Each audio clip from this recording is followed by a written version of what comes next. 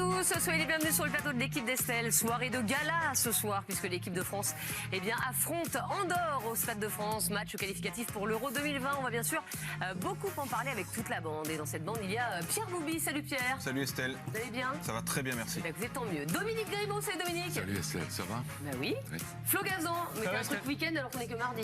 Bah ouais, mais l'espoir fait vivre. Bah, la semaine est encore longue. Ouais. Julien Alliane, salut Julien. Salut Estelle, comment ça va? Il y a un petit cadeau. Il y a un superbe cadeau ouais. même. Regardez, les crampons d'un célèbre joueur de foot qui est autour de nous, qui est près de nous, qui est assis avec nous même. Pierre Boubi. Voilà, exactement. Himself. Donc pour les gagner, c'est simple. Vous allez jamais sur notre servi. Twitter, vous retweetez, vous followez le compte de l'équipe d'Estelle. Et peut-être que vous serez tiré au sort pour gagner cette magnifique paire de foot. Et Pierre Boubi vous la dédicacera évidemment. Ah non, ça perd la Pierre valeur. Maturana, salut Pierre. Bonsoir. Et il y a Nabil Djellit, salut Nabil. Bonsoir Estelle, bonsoir à tous. Et puis on sera également durant toute l'émission avec Raphaël Sebaoun qui commentera le match de l'équipe de France pour nous ce soir sur la chaîne L'équipe en compagnie de Raymond Domenech. Voilà, Raphaël Sebaoun qui sera avec nous durant toute l'équipe d'Estelle. À la une ce soir de l'émission France-Andorre au Stade de France, 3 jours après la victoire 4-1 face à l'Albanie. Faut-il s'attendre à une nouvelle raclée pour l'adversaire des Bleus? Quel joueur attendez-vous le plus ce soir? 100e match de l'équipe de France au Stade de France. Êtes-vous désormais attaché à ce stade souvent critiqué? Les déclarations de Steve Mandanda, le podium sera compliqué cette saison. Le capitaine de l'OM est-il lucide ou manque-t-il d'ambition? On va débriefer tout ça avec toute la bande, mais avant cela, place à l'équipe de France qui joue donc ce soir face à Andorre et qui va disputer son 100e match au Stade de France. Le premier, Julien, c'était en janvier 1998. Oui, et quel souvenir, souvenez-vous, l'équipe de France recevait l'Espagne et c'est Zinedine Zidane qui avait marqué le seul but de la rencontre. Victoire 1-0 des Bleus. Zizou avait déclaré à la fin de ce match: je suis conscient d'avoir marqué un but historique ce soir au Stade de France. France-Brésil, le 12 juillet 1998. Les Bleus sont champions du monde pour la première fois de leur histoire en battant le Brésil 3-0 en finale. Pour l'éternité, titre le journal L'équipe. Un autre match qui reste dans les mémoires au Stade de France des Bleus. Regardez ce France-Irlande 1-1 le 18 novembre 2009 en barrage pour la Coupe du Monde 2010. La France qui reçoit l'Irlande, et bien 3 jours après s'être imposée à Dublin, poussée en prolongation, les Bleus s'en remettront à un contrôle de la main de Thierry Henry pour un but de William Gallas. Le France-Ukraine, de novembre 2013, la victoire 3-0 des Bleus avec un doublé improbable de Mamadou Sakho, le défenseur central des Bleus. Un autre match aussi qui a marqué les esprits au Stade de France, c'était le 13 novembre 2015. Souvenez-vous, l'attentat à la bombe au pied du Stade de France qui marque le début d'une série d'attaques qui font 131 victimes. Les Bleus vont être confinés dans le vestiaire du Stade de France pour une bonne partie de la nuit. Le temps passe, mais on ne peut pas oublier cet atroce moment qu'on a vécu ensemble, se souvient Didier Deschamps. Et puis France-Portugal, la finale de l'Euro 2016. Ce souvenir, la victoire des Portugais chez nous, à Saint-Denis, au Stade de France, lors de cette finale de l'Euro. Alors la 100e ce soir de l'équipe de France au Stade de France. Êtes-vous désormais attaché à ce stade justement? Montrez-moi vos réponses. Oui, mais j'aimerais qu'il le rapproche de chez moi. Flo Gazan, mais c'est vrai que... C'est à Dash, c'est loin quand même pour y aller. Oui, puis c'est loin du RER au stade. Voilà, il faut se garer, tout ça. Je préfère le parc, Dominique Grimaud. Oui, Pierre Boubi est attaché à ce stade. Oui, vraiment. Pour Nabil Djellit, toujours pas Pierre Maturana. Et pas vraiment pour Julien Alliane. Je vais commencer avec le grincheux Pierre Maturana. Toujours pas. Qu'est-ce qui lui manque à ce stade? Bah, il lui manque, je sais pas, un peu de vie, un peu de chaleur. La situation, en vrai, c'est un des arguments, mais ça joue. C'est loin, c'est chiant d'y aller, c'est chiant d'en revenir. C'est loin, pas pour tout le monde. Vous voyez ce que je veux dire? Voilà, Quand vous êtes habité au nord de Paris, c'est tout près. Même pas, toi. Même pas en vrai. Non, mais je trouve qu'il est pas très beau, il est pas très accueillant. Je trouve qu'il est, il a le problème des stades qui sont pas habités. Donc c'est-à-dire qu'on sent que voilà, ça fait plus, il fait plus salle de spectacle, je trouve parfois que stade fantôme, que stade de foot, quoi. Donc même si on a eu quelques beaux moments, moi je me rappelle aussi de quelques purges, que ce soit dans les tribunes ou devant ma télé. Donc c'est pas un stade qui m'a toujours fait vibrer. Et pour l'instant, j'ai du mal à me dire que c'est un stade mythique des stades de foot rien que français. Je trouve qu'il y a plein d'autres stades qui dégagent bien plus de choses que le Stade de France aujourd'hui, mais peut-être que ça viendra. Ça reste un stade qui est encore jeune par rapport à d'autres. Alors vous parlez de purge, mais quand même, le Stade de France, sur les matchs de l'équipe de France, c'est 71 524 spectateurs de moyenne. Donc le stade est plein pour chaque match c'est souvent des places pas chères aussi. De l'équipe de France. Oui, mais c'est pas cher, mais enfin, je veux dire, en tout cas, il y a de l'ambiance. On va aller voir Raphaël Sebaoun qui était au Stade de France pour la dernière rencontre entre la France et l'Albanie. Et je crois savoir, Raphaël, qu'il y avait vraiment une ambiance de folie au stade pour ce dernier match. Ah oui, je vous le confirme, Estelle, il y avait une ambiance de folie pour cette rencontre. Mais comme depuis finalement le deuxième titre de champion du monde, il y a une ambiance vraiment différente des années précédentes dans ce Stade de France. Moi, je me souviens quand le Stade de France avait célébré les champions du monde, ça avait été une fête extraordinaire. Et puis aujourd'hui, lors du protocole de l'entrée des joueurs, le moment des hymnes est un moment assez fabuleux depuis donc ce titre de champion du monde, puisque on termine l'hymne la Marseillaise a cappella. Vous avez 71 000, 80 000 spectateurs qui entonnent la Marseillaise, et l'ambiance est vraiment fabuleuse et vraiment magnifique.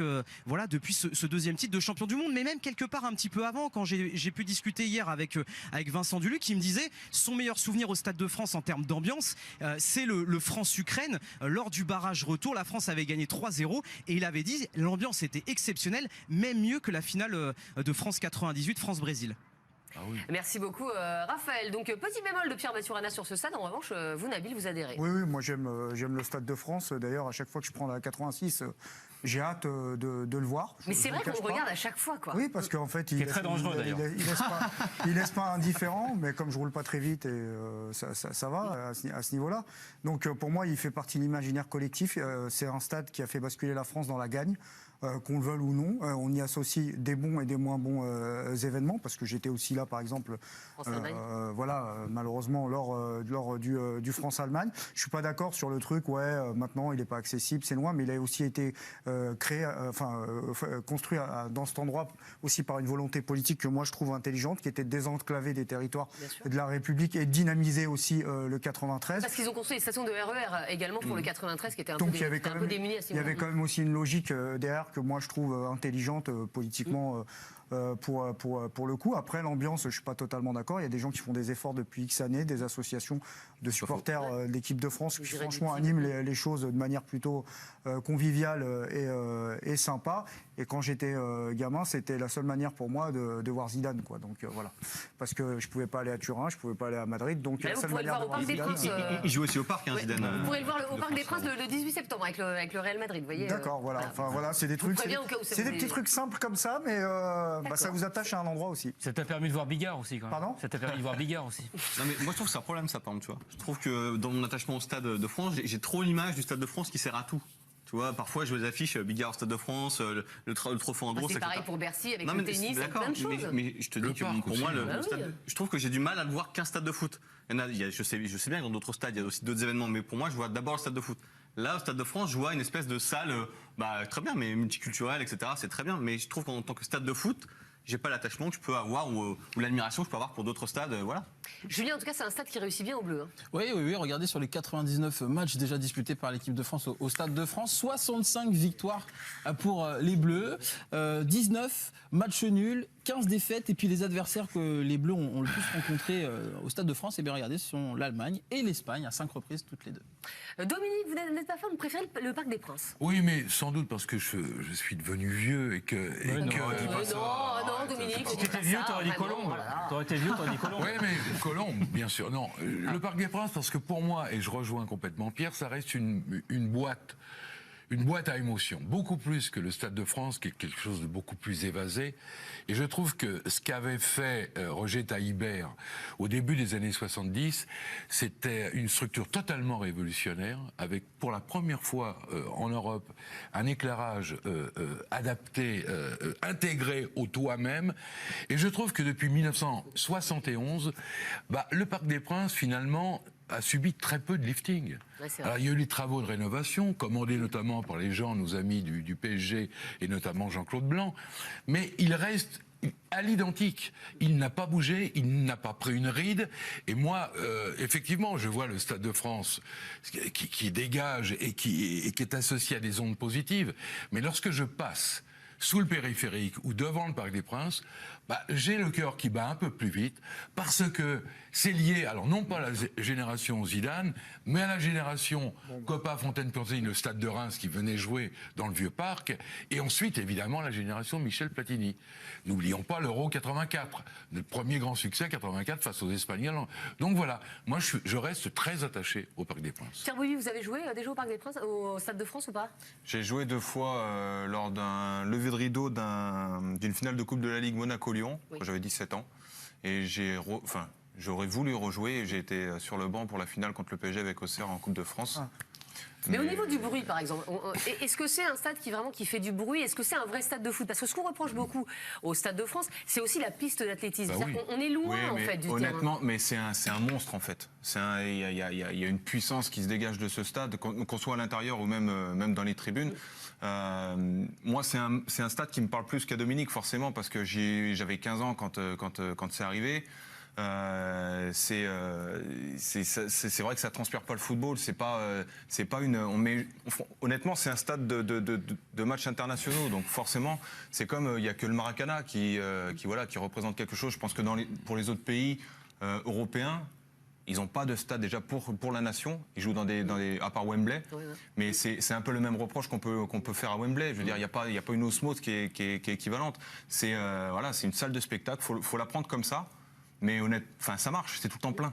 Donc force est de constater que les gens sont curieux, qu'ils ont envie de venir et qu'ils passent des bons moments. Mais après, je me rappelle quand même de plus de bons souvenirs que de mauvais, en tout cas. Alors je vais quand même vous montrer la déclaration de Patrice Evra. C'était après la finale de l'Euro perdue face au Portugal. Et regardez ce qu'il avait déclaré au Stade de France pour la finale de l'Euro.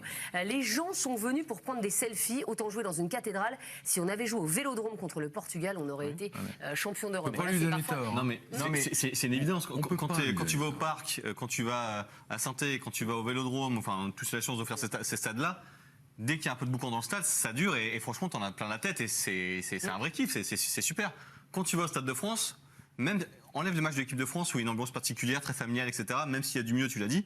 Tu prends des finales de Coupe de France où il y avait de l'ambiance. Moi, j'ai fait des paris. Guingamp-Rennes extraordinaire. Moi, j'ai fait des paris Marseille. Ouais, je me rappelle que j'avais du mal, selon où tu es placé, tu avais du mal à entendre l'un des deux copes.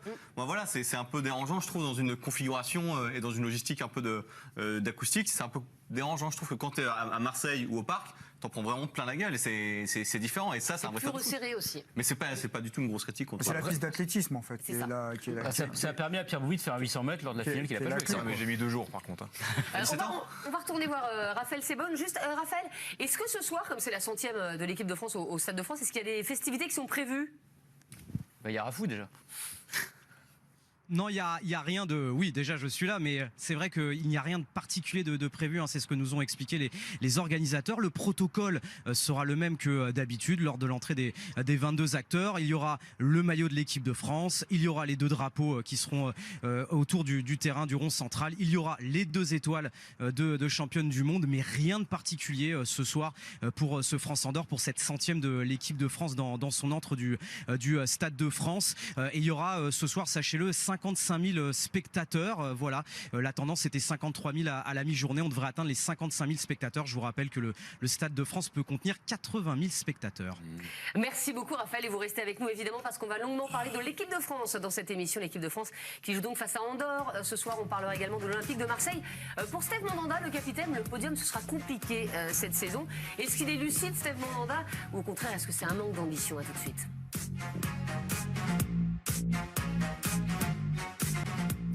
On est de retour dans l'équipe d'Estelle et on va bien sûr longuement parler du gros match ce soir au Stade de France. Ce sera l'équipe de France face à Andorre. Match dans un petit 3 heures à peu près.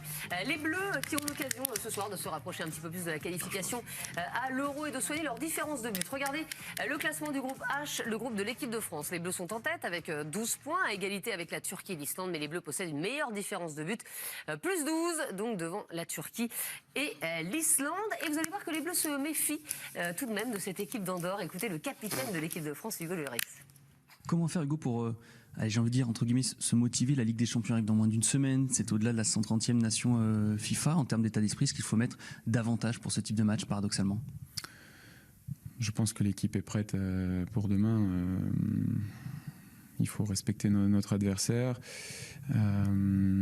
Lorsqu'on regarde le classement, il est important de prendre les 3 points, mais également de rendre notre différence de but un peu plus importante. Il faut se rendre le match facile en mettant ce qu'il faut dès le début du match, à l'image de ce qu'on a fait face à l'Albanie. 2 questions sur 2 défenseurs, Hugo. La première sur Clément Lenglet. Selon plusieurs observateurs, le grand public, on est impressionné par la sérénité qu'il dégage. Vous, vu de vos buts, est-ce que c'est aussi quelque chose qui vous surprend dans le bon sens du terme? Effectivement, Clément a cette caractéristique-là, mais ça ne m'étonne pas parce que il a cette personnalité-là également en dehors du terrain, ce calme, cette sérénité, il la transmet autour de lui. Voilà, on ne joue pas au FC Barcelone par hasard, et c'est qu'il a d'énormes qualités. Lui est un petit peu moins calme, c'est Lucas Hernandez qui a fait son retour gagnant. C'est vrai que quand il est titulaire en bleu, quand il joue, il y a quand même un vrai changement sur l'équipe. Ouais, il amène sa grinta. C'est quelqu'un de très généreux sur le terrain et en dehors. Il est apprécié par tout le monde parce qu'il a cette joie de vivre. Mais c'est un compétiteur avant tout, quoi. Et lorsqu'il est là, il a un réel impact dans le jeu de l'équipe de France. Il a aussi ce petit côté truqueur aussi. Non, on va dire que pour son jeune âge, il joue comme un joueur très très expérimenté. Merci Hugo. Alors, ce match face à Andorre va-t-il être une formalité pour les Bleus ce soir au Stade de France? Montrez-moi vos réponses. Le genre de match où on s'endort. Non, il y a des buts, vous allez voir. On va montrer les stats avec Julien. Il y a toujours plein de buts, c'est très sympa. Du plaisir, Dominique. Ça ne dépend que d'eux. Pour Pierre Doubi, aucun intérêt. Mais vous n'avez pas regardé le début de l'émission. Je vous ai dit que c'était important pour la qualif. Oui, oui. Et pour la différence de buts. Bien. Évidemment, pour Pierre Maturana. Et oui, pour Julien Yann. Mais comment ça, aucun intérêt? J'ai pas envie de C'est me cacher, l'équipe de Estelle. France. J'ai réfléchi, je peux vous mettre ce que vous voulez. Genre, Non, mais oui, dites-moi, mais pourquoi aucun intérêt? mais parce que ça me fatigue, le format de cette compétition. Il y a 4 équipes qui sont faibles, une qui est moyenne et une qui est forte. Je veux dire, non, il y a un moment. On a perdu contre la Turquie. Pardon, c'est pas. Ouais, mais la Turquie, c'est pas une équipe faible, c'est une équipe intermédiaire qui est capable de surperformer. Ils sont arrivés en demi-finale d'une Coupe du Monde en 2002. Souvenez-vous, avec Hakan Choukour. Oui, merci. Au passage. Non, mais moi, j'ai pas. Vous allez dire que je manque de respect Andorre, mais je manque pas de respect Andorre. C'est juste qu'à un moment, il va falloir arrêter de se foutre de la gueule du monde. Je veux dire, le format, il va falloir le revoir quand même. Je veux dire, en Afrique, actuellement, il y a des préliminaires pour les qualifications à la Coupe du Monde. Oui. Je veux dire. T'aimes les préliminaires? Pardon? Je suis pour les préliminaires. On continue. Voilà, mais, Les lourds, mon Dieu. non, mais j'ai rien demandé, c'est Florian. Oui, je sais, c'est lui qui vous a... Ouais, bah voilà. Continuez. Restez Donc, focus. moi, je trouve qu'il faut trouver une solution pour que ça soit. Enfin, on va pas tirer au sort les qualifiés pour Non, l'Euro. je veux dire, Comment on vous fait avez parlé d'un classement FIFA tout à l'heure. Oui. Je veux dire, les pays à partir de la 140e ou la 150e place peuvent s'affronter entre eux et ensuite on peut avoir des poules à 4 beaucoup plus compétitives que des poules d'aujourd'hui. Parce que moi, je sais pas si ça vous excite, mais moi, ça m'excite pas de regarder Grèce-Liechtenstein, ça m'excite pas de regarder France-Andorre. J'ai pas envie de faire semblant. Alors, je vous explique. Ouais. Ce soir, vous allez regarder pourquoi. Parce que vous dites qu'Andorre, c'est mauvais. Ce que vous venez de dire. Je vous schématise, mais on va aller vite. Andorre a tenu tête à cette redoutable équipe de Turquie qui nous a battus. J'ai regardé le match. Andorre a tenu tête. On va regarder le résumé du match, parce que comme vous ne l'avez pas vu, comme ça, vous pourrez le voir. On va regarder tout Et le match. C'est un but de la tête à la fin. J'ai vu pas Tout le match, un quart d'heure. on va vous passer tout le match, puisque c'est comme ça. But à la 89e, vous allez le voir sur corner, tiré par non, c'est pas par Emre Belözoğlu, non, Enfin, C'est le joueur de Lille qui tire, c'est le joueur de Lille. c'est Yalinsi, et puis c'est la tête de Toufan à la 89e minute. Bah oui, donc, 89e. Et Erdogan dans les Donc, tribunes. du coup, ils ont à la perdu. Turquie de gagner ce match. Le gardien Gomez, le gardien Non, mais- de l'Andorre, a fait un gros match, plus de 6 arrêts. Andorre, ils ont un truc, c'est la culture de la défense. Ils ont fait tout ça, ils font ça toute leur vie. Je les ai regardés. C'est-à-dire que c'était un ballet. Ils sont complètement coordonnés. Ils savent exactement quel effort faire ensemble et ils jouent ensemble. Oui, mais très sincèrement, en face, c'est une équipe de CFA, CFA2. Peut-être qu'il y a des joueurs qui peuvent performer en Ligue 2 au maximum. Et en face, vous avez des joueurs de Ligue des Champions. Donc le football de sélection, à un moment, il faut qu'ils fassent attention. Parce que si vous avez des joueurs qui se blessent de très haut niveau, c'est des investissements massifs. Parce que si vous avez une star ce soir qui se blesse, ou 2 ou 3 stars, les clubs, ils vont encore plus... Mais dans ce cas-là, on ne joue plus. Dans ce cas-là, on joue Non, plus. j'ai donné Et ben, une on va enlever solution. les sélections nationales, comme ça, ils se baisseront Je plus. dis pas ça, je dis on peut pas jouer trouver que contre un des grosses format. équipes, enfin. On peut trouver un format qui me paraît plus rationnel que celui-là, parce que ils vous le diront jamais les joueurs. Alors peut-être Pierre il va me contredire, mais il n'y a pas de souci. Mais combien ça les excite ce soir d'affronter Andorre? Bah, je suis désolée, mais porter le maillot bleu, Pierre, c'est quand même très excitant, quand même, quel que soit l'adversaire. Enfin, Tu serais prêt à jouer pour Andorre? tous les jours je joue, moi. Toi peut-être, mais eux.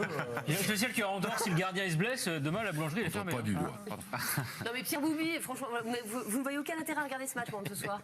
Si, mais bon, pour voir une récitation de l'équipe de France, surtout. Après, c'est. Un récital, donc. Moi, je le considère plus comme un. Quoi ? Pas tomber loin. Qu'est-ce que. c'est pas mal. Ça serait de la poésie. Il était sur le chemin. Non, mais c'est de la poésie pour lui. Non, mais l'intérêt, c'est quand est-ce qu'ils vont marquer. On n'a pas le droit d'être différent. Mais si, C'est vrai. continue. Non, mais une récitation, c'est vrai fait que. une récitation. On dit tout le temps les mêmes mots, moi j'en ai. Mais exact, Vous avez raison. voilà. C'est de la poésie. Un Bon, alors récit. donc, Un vous récit. voulez regarder un récital de l'équipe de France. Allez, écoutez. Non, mais faut prendre ça comme une opposition, en fait, où voilà, Didier Deschamps met des choses en place, les automatismes se créent, et c'est là-dessus, c'est sur des matchs comme ça qu'ils travaillent les futurs matchs difficiles qui vont arriver, c'est tout. Après, moi, je vois pas grand intérêt à regarder. Je vais pas bloquer ma soirée pour regarder France-Andorre, ça c'est moi, sûr. c'est honnête. Mais par contre, je vais regarder le résumé, les automatismes, comment ça s'est passé. Non, il faudra regarder à minuit, parce que c'est rediffusé. Ah, bah voilà. Faites ce que vous voulez. Je veux dire, J'ai allez mis au mon alarme restaurant, pour ce etc. soir à minuit, Mais mais à moi, je minuit, travaille maintenant. le match est diffusé sur la chaîne métier. d'équipe, commenté par Raphaël Sebaoun, c'est pas Raymond pareil. Domenech et Pierre Niguet en bord terrain. C'est pas Donc, pareil. effectivement, vous pouvez faire ce que vous voulez de votre Là, c'est soirée. différent. Là, ce serait intéressant. Évidemment. Alors, est-ce que vous vous souvenez du match aller, Dominique Bah évidemment. Il y avait combien 1-0, 4-0. 4-0. 4-0 et but de Ben Yedder. Exactement. Et but de Thauvin. Et on ne s'était pas ennuyé une seule seconde. Oui, exactement. Hein Victoire 4-0 en Andorre face à cette sélection avec l'ouverture du score de qui Voilà. De Kylian Mbappé Ah, bien à la sûr. 11e minute sur cette but. passe d'Antoine Griezmann. Kylian Mbappé qui va piquer Au but. astucieusement son ballon Ah, mais pour c'est sur tromper le synthétique. gardien Gomez. Le deuxième but des Bleus, il va être inscrit par qui? Par Wissam Ben Yedder qui fêtait sa première titularisation avec l'équipe de France sur cette passe de Florian Thauvin. Florian Thauvin, le Marseillais qu'on va retrouver, qui va inscrire lui son premier but sur cette reprise acrobatique. Au but. Après un centre de Kylian Mbappé. Et puis en fin de match, c'est Kurt Zouma, le défenseur de Chelsea, qui va marquer de la tête à la 60e minute. Victoire 4-0 des Bleus. Ils seront revanchards ce soir, c'est sûr. Alors, il y a quand même un truc, c'est que jamais Andorre n'a marqué un but à l'équipe de France en 4 confrontations. super. Raphaël Sebaoun, vous êtes au Stade de France. Raphaël, est-ce que vous pensez que le premier but d'Andorre face à la France, ça peut être pour ce soir? Bonne question, bonne question. C'est compliqué de répondre à cette question, Estelle, mais très franchement, je vois pas comment cette équipe d'Andorre va marquer ce soir au Stade de France. Voilà, c'est une équipe qui défend très bien, vous l'avez dit en plateau, la culture de la défense, hein, c'est ce qu'a dit Nabil. Mais pour ce qui est d'essayer de marquer un but à l'équipe de France, j'avais commenté le match avec Raymond, et honnêtement, sur le match aller, j'ai pas souvenir d'une action extraordinaire de cette équipe d'Andorre qui avait mis en difficulté l'équipe de France. Donc a priori, ce soir, ça va plutôt être beaucoup de buts et pour l'équipe de France. Julien, on va voir justement ce qu'on donnait ces 4 confrontations. Andorre-France, Généralement, ça se passe très bien pour les Bleus. On l'a tu vu nous en rassures. juin dernier, il y avait eu 4-0 donc pour l'équipe de France. Et en mai 2019, il y avait eu 4-0 en match amical aussi face aux Andorrans. En 99, c'était plus difficile. Un penalty, Match de non qualification à Leboeuf. l'Euro 2000, souvenez-vous. ouais. Ah oui. Exactement, Franck Leboeuf sur penalty qui permet à la France de l'emporter. Et puis quelques mois plus tôt, il y avait eu 2-0 pour l'équipe de France, 11 buts marqués en 4 confrontations. C'est C'est normal. pas énorme, hein, franchement, par rapport à la réalité des rapports de force. C'est pas Oui. énorme. Le seul intérêt qu'il y a, c'est de savoir quand la France va marquer et combien ils vont en prendre. Voilà. Bah, on leur en met plus, parce qu'en fait, c'est les mêmes joueurs depuis Dominique. 20 ans. donc, Oui, Estelle. 10. Vous êtes en manucure, là, vous êtes, Non, oh non, n'exagérons rien. non mais Dominique, c'est vrai que... T'as fait une petite French. Non mais on s'attendait pas à grand chose et vous l'aviez dit vendredi sur ce plateau. On s'est régalé. France-Albanie et franchement on a vu un bon Bah, match, on on a a vu un vu match un- plaisant. Est-ce Voilà. que ça peut pas être la même chose ce soir Bah, quand si, même mais c'est pour ça que j'ai dit du plaisir. Ben voilà. Du plaisir, on en a pris samedi, on peut en prendre beaucoup ce soir. Voilà. Tu le disais, il faut soigner la différence de but, donc il va falloir attaquer.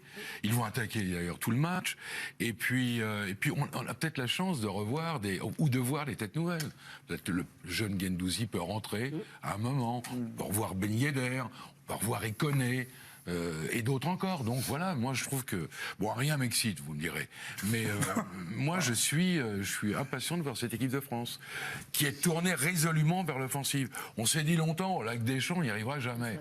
On a vu le résultat samedi, donc ce soir, Voilà, et puis on peut il y a peut-être s'attendre... Moussa Sissoko aussi qui joue ce soir. Donc ça, c'est un match pour lui, c'est ça, également c'est bien. important. C'est pas Ça, c'est un match pour Moussa, C'est pas ça. forcément un match pour Moussa. Si. Oui, bien bah, sûr. normalement, écoutez, il est annoncé titulaire. On devrait avoir d'ailleurs la composition officielle de l'équipe de France dans quelques minutes avec Raphaël Sebaoun. Guy Stéphane, entraîneur adjoint en tout cas de l'équipe de France, nous avait fait une petite présentation de l'équipe albanaise. Il se méfiait de l'équipe albanaise, à juste titre hein, tout de même.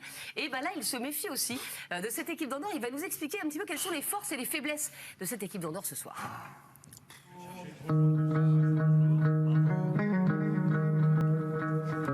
Guy, comment aborder un match contre une équipe quasi amateur, hein, c'est pas faire insulte puisque c'est le cas. Comment faire en termes notamment d'état d'esprit et de motivation? L'équipe d'Andorre, on l'a battue au mois de juin, on va les retrouver là avec leurs caractéristiques des joueurs d'Andorre, qui sont des joueurs très, très toniques aussi, qui n'ont pas l'habitude du très haut niveau.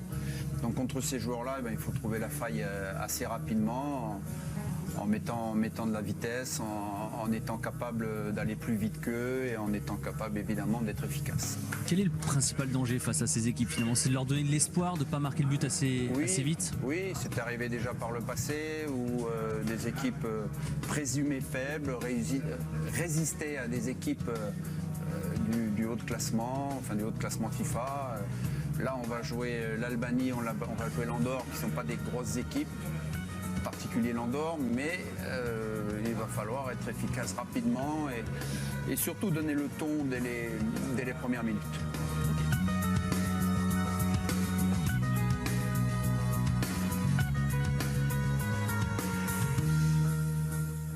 Et Pierre Niguet qu'on retrouvera ce soir en bord terrain, justement minuit sur la chaîne L'équipe pour ce match entre la France et Andorre. On va voir les cotes de cette rencontre, c'est assez déséquilibré. Oh là là, il n'y a pas match même pour les bookmakers. Il m'a fait flipper Guy Stéphane, j'ai peur qu'on gagne que 3-0. Regardez la victoire des Bleus, elle est cotée à 1-0, le match nul à 40 et puis la victoire des Andorrans à 101. Voilà. On ne souhaiterait pas une petite pièce, Pierre, sur le match nul Parce que, attendez, on est tellement confiant. Ouais. Ça sent le traquenard. Souvenez-vous de ce pauvre match 0-0 contre le Luxembourg, par exemple. Est-ce qu'on n'est pas dans les mêmes ingrédients? Parce que le Luxembourg, on s'en souvient pas, mais c'était juste après une formidable victoire contre les Pays-Bas, 4-0. Là, on sort d'une belle victoire 4-1 contre l'Albanie. Vous voyez, s'il y a un petit peu de...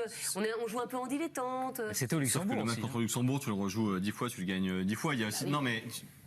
Ok, parfois une équipe peut faire un exploit, tenir le score, etc. Mais moi, je suis un peu saoulé par les discours type Andorre se défend comme l'Atlético Madrid, c'est extraordinaire. T'as l'impression que c'est une équipe. Non mais, pas permis, là. Non, mais tu peux pas dire que t'as une petite crainte contre Andorre, c'est pas possible. Tu peux pas dire faut faire attention, respecter. Évidemment, tu les respectes, mais tu vas les respecter parce que tu vas. En fait, même pour les respecter, il faudrait jouer un peu plus à fond que ce qu'on fait d'habitude contre ces équipes-là.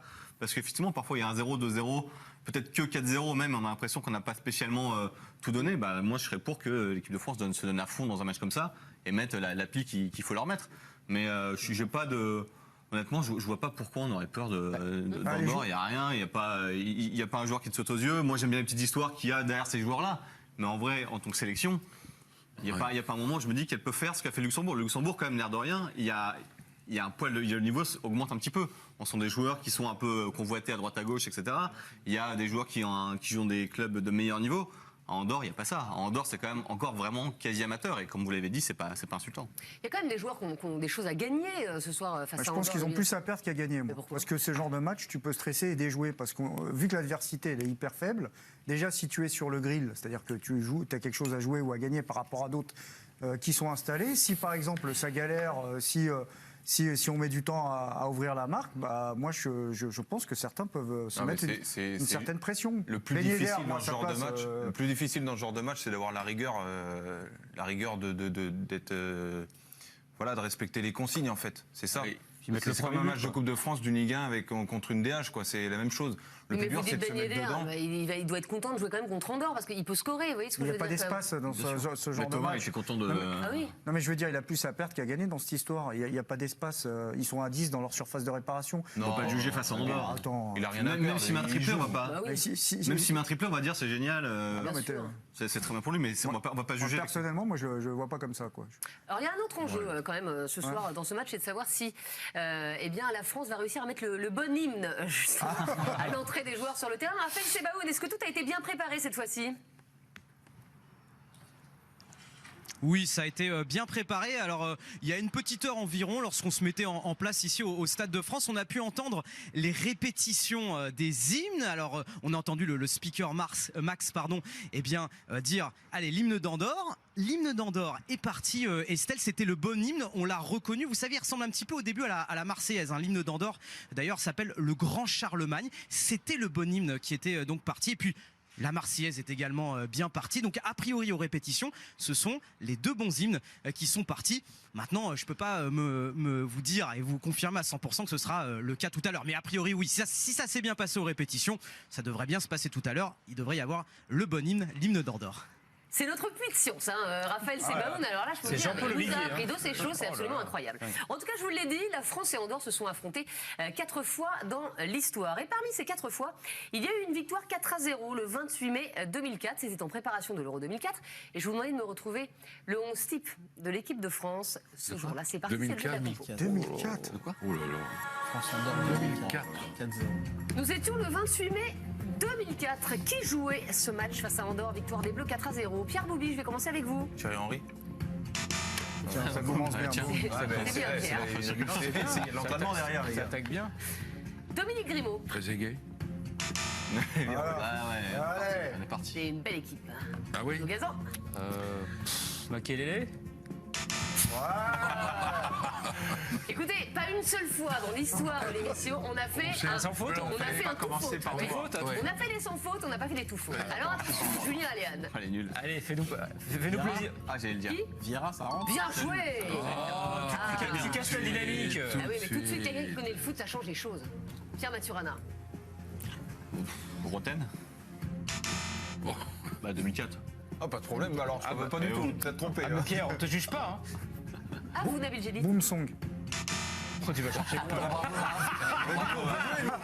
bien sûr, bah oui, oui. Bah, sinon, plus personne ne joue. Hein. 2004. Skilacci. Ouais. C'est ouf. Bonjour Mikou. Mikou. 2004, Mikou. Au Galas. Ça marche. Bien. On va aller voir Raphaël Sebaoun. Raphaël Sebaoun, une petite idée ou pas? Mikou. Il est sur son portable. Je vais dire Lilian Thuram. Et non. Oh là là. Dans les buts déjà. Les buts, bah Barthez, non? Bien joué. Oh là là, c'est triste. T'as dit coupé, moi je dis décalé. Ok, bon. C'est pas un joueur, ça, du coup. Allez. J'en sais rien, moi. Comment il s'appelle? Sagnol? Bien joué, Nabil. Peut-être un peu trop, attends. Allez, on est reparti là. Ribéry. Eh non, Ribéry, première sélection 2006. Ah ouais, ouais. Dominique. Non, c'est Govou. Flo Gazan. Vous êtes nuls. Diltord. Bien joué, Flo. Il avait marqué 2 buts lors de cette rencontre. Je m'en souviens. Raphaël Sebaoun. 2004. Quel âge? Je vais dire Barthez. Oh là, d'accord. Alors, vu qu'il y avait coupé, c'est compliqué. Enfin, Allez on peut sur jouer le à tout banc. gardien, mais c'est vrai que Allez sur le c'est. banc. Il suit pas du tout les. Vous avez le temps? Il ne suit pas du tout Allez sur le l'émission. banc, Ne allez suit sur pas le banc. l'émission. Vous avez le temps parce que. Julien Aliane. Oh là là, c'est dur là. Après, je vous donne des indices, parce que c'est une Il catastrophe. vous reste un quart d'heure. non? Attends, j'en ai peut-être 2-3. Hein. Mexès, ça rentre ou pas? Non, Ah, j'allais le dire, ouais. J'avais plus 2. Aneka. non. Oh là là. Oh, c'est dur. Mais qui jouait d'hybride? On peut arrêter. On peut pas faire un tour sans rien, On c'est peut pas arrêter possible. ce jeu. Allez. Nasri? Mais non. Le 2004. Cissé. Ouais. Non. L'enfer. Ah merde. Bon, je commence à vous donner des indices ou pas? Oui, vas-y. vas-y, Ok, vas-y. d'accord. Un défenseur central champion du monde. Le boss. Desailly. Non. De Saïd. De Sailly. Desailly. Ok. Un arrière gauche, il a joué Manchester United. Evra. Non. Cliché. Non. Sylvestre. Michael Sylvestre. Michael Sylvestre. Ok. Au milieu de terrain, un garçon qui a joué beaucoup à Sochaux, à Marseille. Petit. Franck Sauzé. Non. Non. 2004. Alors, à droite, bizarrement, donc un joueur formé à Metz. Pires. Pires. Ouais. J'allais le dire Voilà, ça. devant. Un attaquant formé à Metz de Manchester United. Ça, Louis. Ça, bien sûr. Et devant un attaquant de Lyon, notamment Red Star. Marley. Steve Marley. Eh ben dis donc. Compliqué quand même. Hein. Moyen. Franchement, c'est une bonne équipe. Bizarre. Eh ben, c'est une bonne équipe et qui avait en tout cas battu l'Andorre 4-0. C'était le 28 mai 2004. C'était compliqué. Il y aura un autre jeu. Il a dû faire tourner. Après, dans l'émission, vous allez Plus l'adorer, simple mais pas tout de suite. Oui, beaucoup plus simple. Enfin, ça, c'était simple aussi, mais vous n'avez pas su répondre. Dans un instant, on parlera de Steve Mandanda. Le podium va être compliqué. Voilà ce que déclare le capitaine de l'OM. Est-ce que vous êtes d'accord avec lui ou pas? Mais avant cela, la petite lucarne de Pierre-Antoine Namcourt. C'est parti.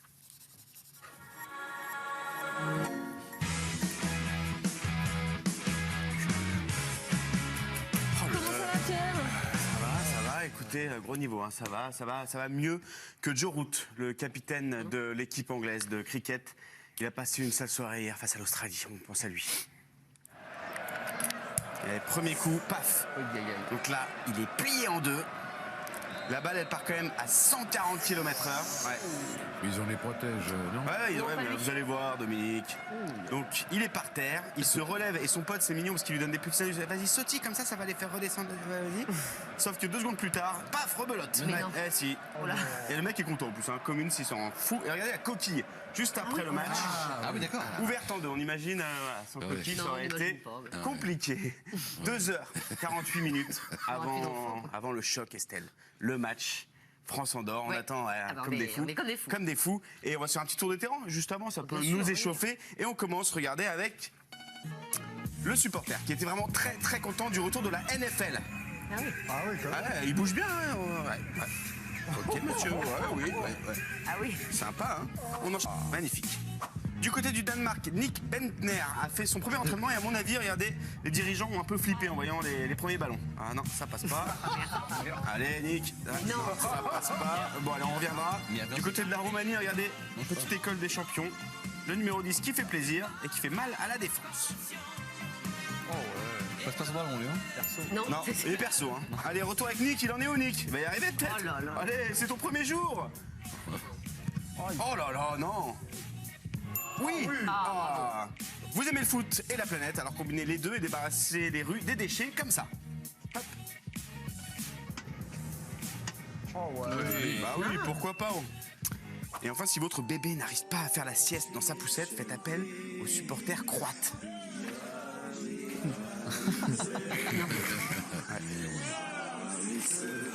Ils l'ont endormi, mais après, il fallait pas rester à côté avec la poussette. Hein. Ah bah non. Sinon, c'est compliqué. Ils sont chauds, les Croates. Ce soir, l'Angleterre reçoit... Oh, le test.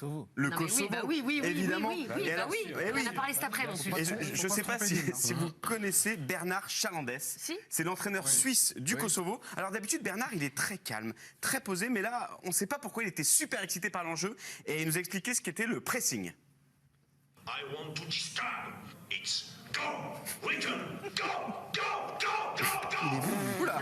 And perhaps he lose the ball and we score. Oh là là, et bravo Bernard, et on félicite Bernard qui fait directement son entrée en tête du top 50 cette semaine. Bravo Bernard.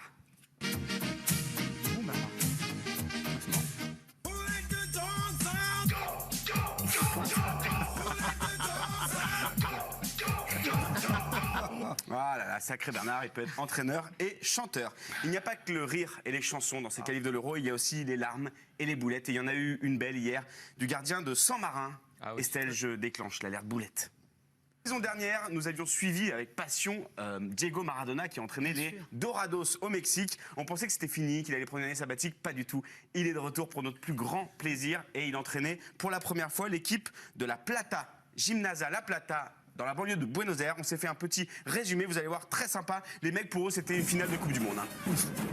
Les médias, ils avaient sorti l'artillerie lourde, il y avait des duplex partout, duplex à la boutique, duplex devant le stade.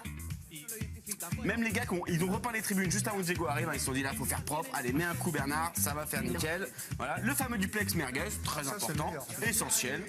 Alors les supporters étaient comme des dingues, il y avait une chaussette Diego Maradona, il y a même une tronçonneuse, ne me demandez pas pourquoi. Ah non mais ils étaient fous. La mascotte était très en forme et un peu trop visiblement, parce que voilà, petite bouteille, ça passe bien juste avant le match. Elle était cuite. Et Diego est arrivé pour l'entraînement. Bon, et comme on ne fait pas marcher Diego, ils ont pris une voiturette, c'est vrai qu'il y avait de la trotte, hein. Il y avait de la marche pour aller de là à là. Ça faisait un peu loin. Bon, belle communion avec ses joueurs et le public. Diego a tapé sur le cœur, il a même imité la mascotte. C'est vrai qu'il l'a fait pas mal, hein, si on peut la revoir. Ouais, c'est la même. Hein. Alors attention, tout le monde attendait les premiers exercices du tacticien Maradona, ils n'ont pas été déçus. Hein. C'est le je te lance la balle et après bon tu te démerdes. Voilà, hop. Bon bah tiens, vas-y, hop. Alors attendez, Diego, petit feinteur, qu'est-ce qu'il va faire? Allez vas-y, tiens toi, je te fais une petite feinte parce que je te sens joueur. Hop là, voilà. Bien joué. Très bien. Il y avait la feinte en dessous, il y a aussi la feinte au-dessus. Bah oui. Merci Diego.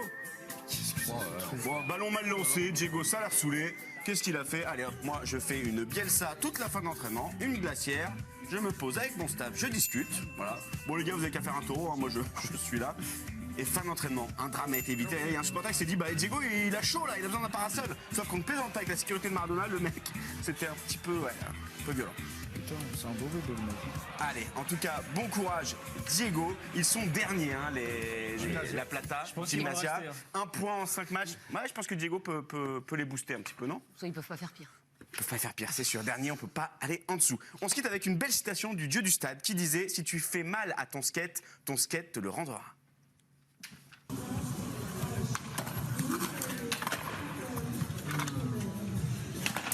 Ah ouais. Eh ben voilà.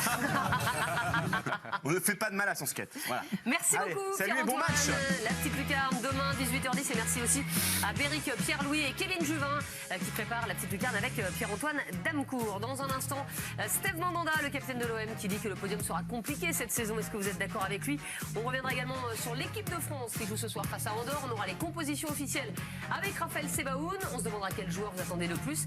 Et si Ben Yedder est titulaire, est-ce qu'il a une carte à jouer, Ben Yedder, ce soir? Écoutez, on en parle avec toute la bande dans un instant. À tout de suite. C'est la troisième partie de l'équipe d'Estelle et avant de reparler bien sûr de ce match ce soir entre la France et Andorre, avant d'aller voir Raphaël Sebaoun pour les compositions des deux équipes, on va s'intéresser à la déclaration du jour et les signer Steve Mandanda, le capitaine de l'Olympique de Marseille. Et vous allez voir que Steve Mandanda, il n'est pas hyper confiant pour la saison de l'OM. Regardez ce qu'a déclaré le gardien marseillais. Le podium, ça va être compliqué. Mais à Marseille, on doit être ambitieux et donner le maximum pour que le club soit le plus haut possible. L'an dernier, nous avons failli. Nous devons donc avoir des objectifs élevés, mais ce sera dur. Le groupe est de qualité, mais réduit. Et avec les petits pépins qui peuvent survenir au long d'une saison, il faudra du caractère et de la solidarité. Alors, pour Mandanda, le podium va être compliqué. Est-ce que Mandanda est lucide ou est-ce que c'est au contraire un manque d'ambition? Flo Gazan, s'il ne se relâche pas, si vous voyez ce que je veux dire, oui. C'est jouable. C'est jouable, le podium. Podium. D'accord. Il est réaliste pour Dominique Grimaud. C'est de la com pour Pierre Boubi. Il est en mode filou pour David Gély. Les deux lucides et manque d'ambition pour Pierre Maturana. Et lucide pour Julien Aliane. C'est de la com, Pierre Boubi, c'est-à-dire? C'est-à-dire que si Vous jamais... avez les supporters au niveau de la com, c'est pas génial par exemple. Ouais, c'est bien ce qu'il dit, parce que lui, si jamais ça marche, il va dire que ce sera un miracle, et si ça marche pas, il va dire que c'est normal. Donc il joue sur les deux tableaux, il fait son rôle de footballeur, il répond à la question parce qu'elle est un peu compliquée, mais je pense que... Non, mais ce que je veux dire, c'est que... Pas trop compliqué. Non, c'est pas une question compliquée, mais ce que je veux dire, c'est qu'il s'avance pas sur la saison, sur les objectifs. Mais en même temps, si ça réussit, ça voudra dire qu'ils ont fait une grande saison. Donc, c'est mais vos supporters, vous ne jouez déjà pas l'Europe. Vous avez fait une dernière saison qui est quand même pas géniale. Vous devez leur vendre du rêve un peu quand même. C'est pas parce qu'ils disent ça qu'ils ne vont pas se donner à fond, qu'ils ne vont pas faire en sorte d'y arriver. C'est ça le truc, ce que je veux faire comprendre. C'est que dans tous les cas, bien sûr que c'est leur objectif. Mais c'est leur objectif en interne, dans le vestiaire. Il ne va pas sortir ça dans la presse. Parce que si jamais ils n'y arrivent pas, ce qu'a fait Marseille aussi quand ils ont arrivé en disant le Champions Project, la Ligue des Champions, c'est pas arrivé, on leur est tombé dessus. Là, Mandanda, il dit que voilà, si on y arrive, c'est très bien, ce sera un miracle. Et si on n'y arrive pas, ce sera normal parce qu'on est... Je vous rappelle que c'est son nouveau métier, la com. On sent bien. Ça se voit, il est excellent. Il est excellent. Il est rodé. J'ai pas fait de formation encore, donc. Ça va venir. Je peux vous aider. Dominique, juste au niveau de la déclaration de Steve Mandanda, il dit quand même il faudra du caractère et de la solidarité. Sous-entendu, on en a peut-être manqué un peu la saison dernière. Ô combien? Et je crois qu'ils ont pris 52 buts en Ligue 1, une défense gruyère. Et s'il est un joueur qui connaît parfaitement l'OM, c'est bien Mandanda. Il y a depuis 2007. Il attaque sa 12e saison, il est passé à Crystal Palace, donc il connaît parfaitement les points forts et les points faibles de cette équipe de l'OM, et je le trouve tout à fait réaliste. Très franchement, sur le papier, aujourd'hui, le PSG, Lyon et Lille nous paraissent supérieurs à cet OM. Quand bien même cet OM a plutôt réussi sa saison, son début de saison en tout cas, mais sans un grand Mandanda. Il a un vrai rôle à jouer de toute façon. Il a un vrai rôle à jouer, on l'a vu notamment à Nantes, avec 6 arrêts déterminants. Donc oui, moi à mon avis, il n'est pas dans la com, il est dans une connaissance très objective des forces et faiblesses de cette équipe et plus généralement de ce club qu'il connaît parfaitement. Donc oui, très réaliste. Julien, on parlait du plutôt bon début de saison de l'OM par rapport aux années précédentes, ça donne quoi? Regardez, généralement quand l'OM démarre doucement ses saisons, eh bien ça se vérifie à la fin du classement. Regardez, à la fin de la saison plutôt, la saison dernière, en 2018-2019, après 5 journées, l'OM est 5e, il termine la saison à la 5e place. La saison d'avant, regardez, ils sont 6e après 4 journées. Ils sont 4e, mais toujours pas de Ligue des Champions, toujours pas de podium pour l'Olympique de Marseille. 2016-2017, début compliqué, ils sont 14e après 4 journées, ils terminent la saison en boulet de canon à la 5e place, mais toujours pas de podium pour l'Olympique de Marseille. Et puis 2015-2016, ça se vérifie encore, 15e cette fois-ci, 13e à la fin du championnat. 2014-2015, il n'y avait pas de Coupe d'Europe cette saison-là, mais Marseille était 4e après 4 journées, c'était 4e à la fin de la saison. Pierre Mathurin, vous êtes d'accord avec Dominique, le PSG, Lyon et Lille, c'est plus fort que Marseille sur le papier? PSG et Lyon, oui. Moi, ce qui m'attriste un peu, c'est que effectivement, il est lucide sur la situation de l'OM. Même quand tu regardes les 2 victoires de l'OM face à Nice et Saint-Étienne, c'est quand même des victoires un peu à l'arraché. Tu peux pas te dégager une espèce d'école de jeu marseillaise sur ces 2 matchs-là. Tu vois pas très bien ce qui va se passer. Il n'y a pas de récitation, comme dirait Pierre. Non, mais ça aurait très bien pu tourner comme les matchs contre Reims et Nantes, où quand même ils se sont fait un peu balader contre Reims et Nantes. Et finalement, ils se sont un peu repris contre les 2 autres. Mais il n'y a rien d'extraordinaire dans ce qu'on a vu. Donc ce côté-là est lucide. Mais par rapport aux adversaires, tu peux quand même avoir un peu d'ambition. Je veux dire, si tu sens que t'es si loin que ça de Montpellier, je sais pas, même Lille. C'est pas si loin que ça de Lille quand même. Ok, Lille, ils font une grosse saison l'année dernière, mais Lille, ils refont la moitié de leur équipe. Il y a quand même, tu vois, puis ils font pas un début de saison. Ils font pas un début de saison canon non plus, Lille. 2 victoires, 2 défaites. Ils ont la Ligue des Champions. Si tu sens que tu es loin de ces équipes-là, honnêtement, pour moi, je trouve ça triste par rapport à l'OM. Vous dites qu'il est en mode filou. Oui, non, mais moi je rejoins totalement Pierre. Je veux dire, de l'ambition, il en a, c'est un champion. Mais l'OM a affiché des ambitions par le biais de son président ces dernières saisons. Ils sont passés pour des pitres. Donc lui, il prend le contre-pied. C'est quelqu'un qui est expérimenté. Il sait qu'il y a un coup à jouer. L'OM est forcément candidat au podium parce qu'il le dit lui-même. Il dit on a un effectif de qualité mais un peu réduit. Mais après il dit oh là là, mais s'il y a une blessure, concrètement il y a ce 11-là et basta. Ouais, mais je suis pas totalement d'accord avec lui parce que je rappelle quand même que l'Olympique de Marseille, à la différence peut-être de Lille, Lyon et bon, on va pas mettre le Paris Saint-Germain puisqu'il boxe dans une autre catégorie. Il n'a qu'une compétition, c'est la Ligue 1 à jouer, même s'il y a les coupes nationales, les coupes domestiques. Mais Lille, par exemple, on peut s'interroger quoi. Je veux dire, la Ligue des Champions. Est-ce que ça va avoir un impact sur le championnat? Parce qu'avant, vous jouiez les matchs de championnat et puis vous concentriez sur les matchs de championnat. Là, aujourd'hui, il y en a qui vont avoir la tête au match de Ligue des Champions mardi ou mercredi. On va briller pour être transféré. Donc, sur le 11, le 12 ou 13 joueurs de l'OM, bon, c'est quand même des joueurs de qualité, de valeur. Alors, peut-être qu'il s'est passé quelque chose et on verra. Peut-être qu'à la différence des autres saisons, ils vont peut-être enfin jouer à 11. Parce qu'il faut rappeler quand même que jusqu'à présent, ils n'ont joué qu'à 10. Entre Germain, que j'aimais beaucoup à Monaco, mais qui a la carte, mais qui est pas, franchement, qui est pas à la hauteur des événements du côté de l'OM, même s'il n'est pas toujours mis dans les meilleures conditions, mais il a eu sa chance. Mitroglou. Il revient avec le PSV. Voilà. N'oubliez pas ce que je vous dis. D'ailleurs, je vais vous dire un truc, c'est un tournant. C'est un tournant. C'est certainement un tournant pour le football européen. Mais entre Mitroglou, que moi, je me cache pas quand je dis des bêtises, je les assume. Mais sur Mitroglou, franchement, depuis le début, j'ai vu que c'était une arnaque. D'accord. Non, mais franchement, c'est quand même extraordinaire, quoi. Moi, j'ai jamais vu. Enfin, il avait eu des résultats avant. Attendez, non. Ouais, il a été recruté sur Wikipédia. Ouais, ils ont vu des stats. Ils ont vu des stats. Mais c'était des fausses stats. Regarde son ratio.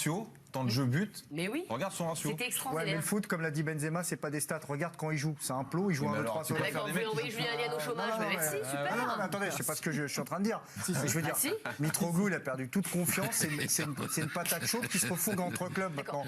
Voilà, revenons à l'OM et au podium. Alors, ce qui est bien, et c'est une bonne nouvelle, c'est que l'arrivée de cet attaquant argentin, justement d'avoir sur la régularité également, ça leur permet quand même aujourd'hui de redonner un petit peu d'élan, parce que Balotelli faisait les stats l'année dernière, mais Benedetto il fait les stats mais il joue avec les copains, ce qui est plutôt une bonne nouvelle. Ils ont des arguments fous, sincèrement. On verra comment ça se passe.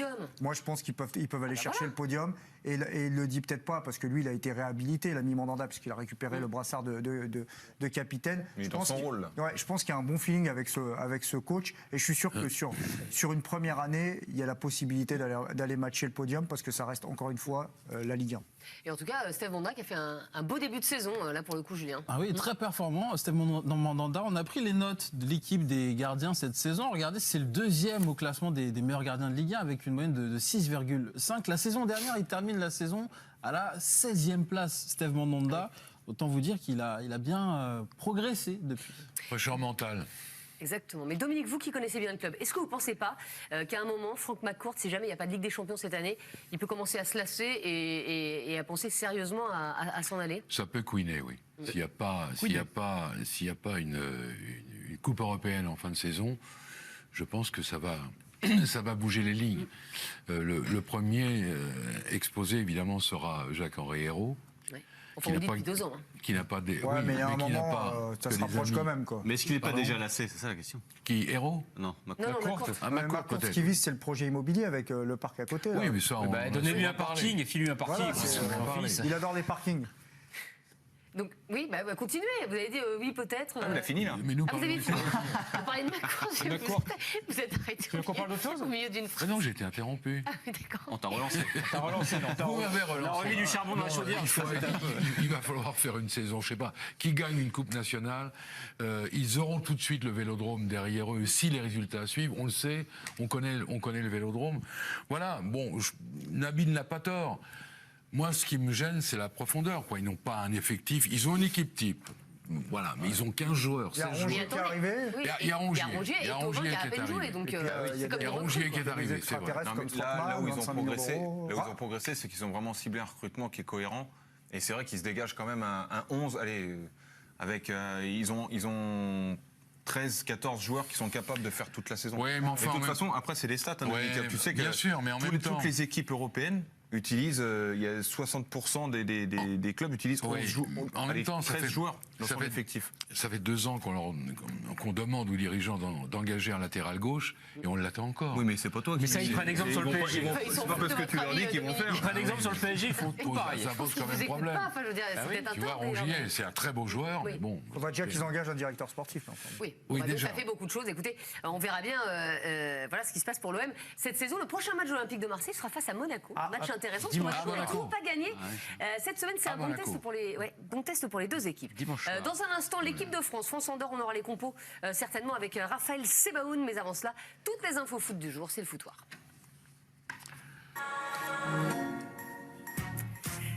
Et on va commencer avec la déclaration du jour. Elle a fait du bruit, cette déclaration. Oui, le président de la Fédération française de foot, Noël Le Graët, demande aux arbitres de ne plus arrêter les matchs pour des chants à caractère homophobe dès la prochaine journée de championnat. Il s'est exprimé ce matin au micro de France Info. Écoutez-le.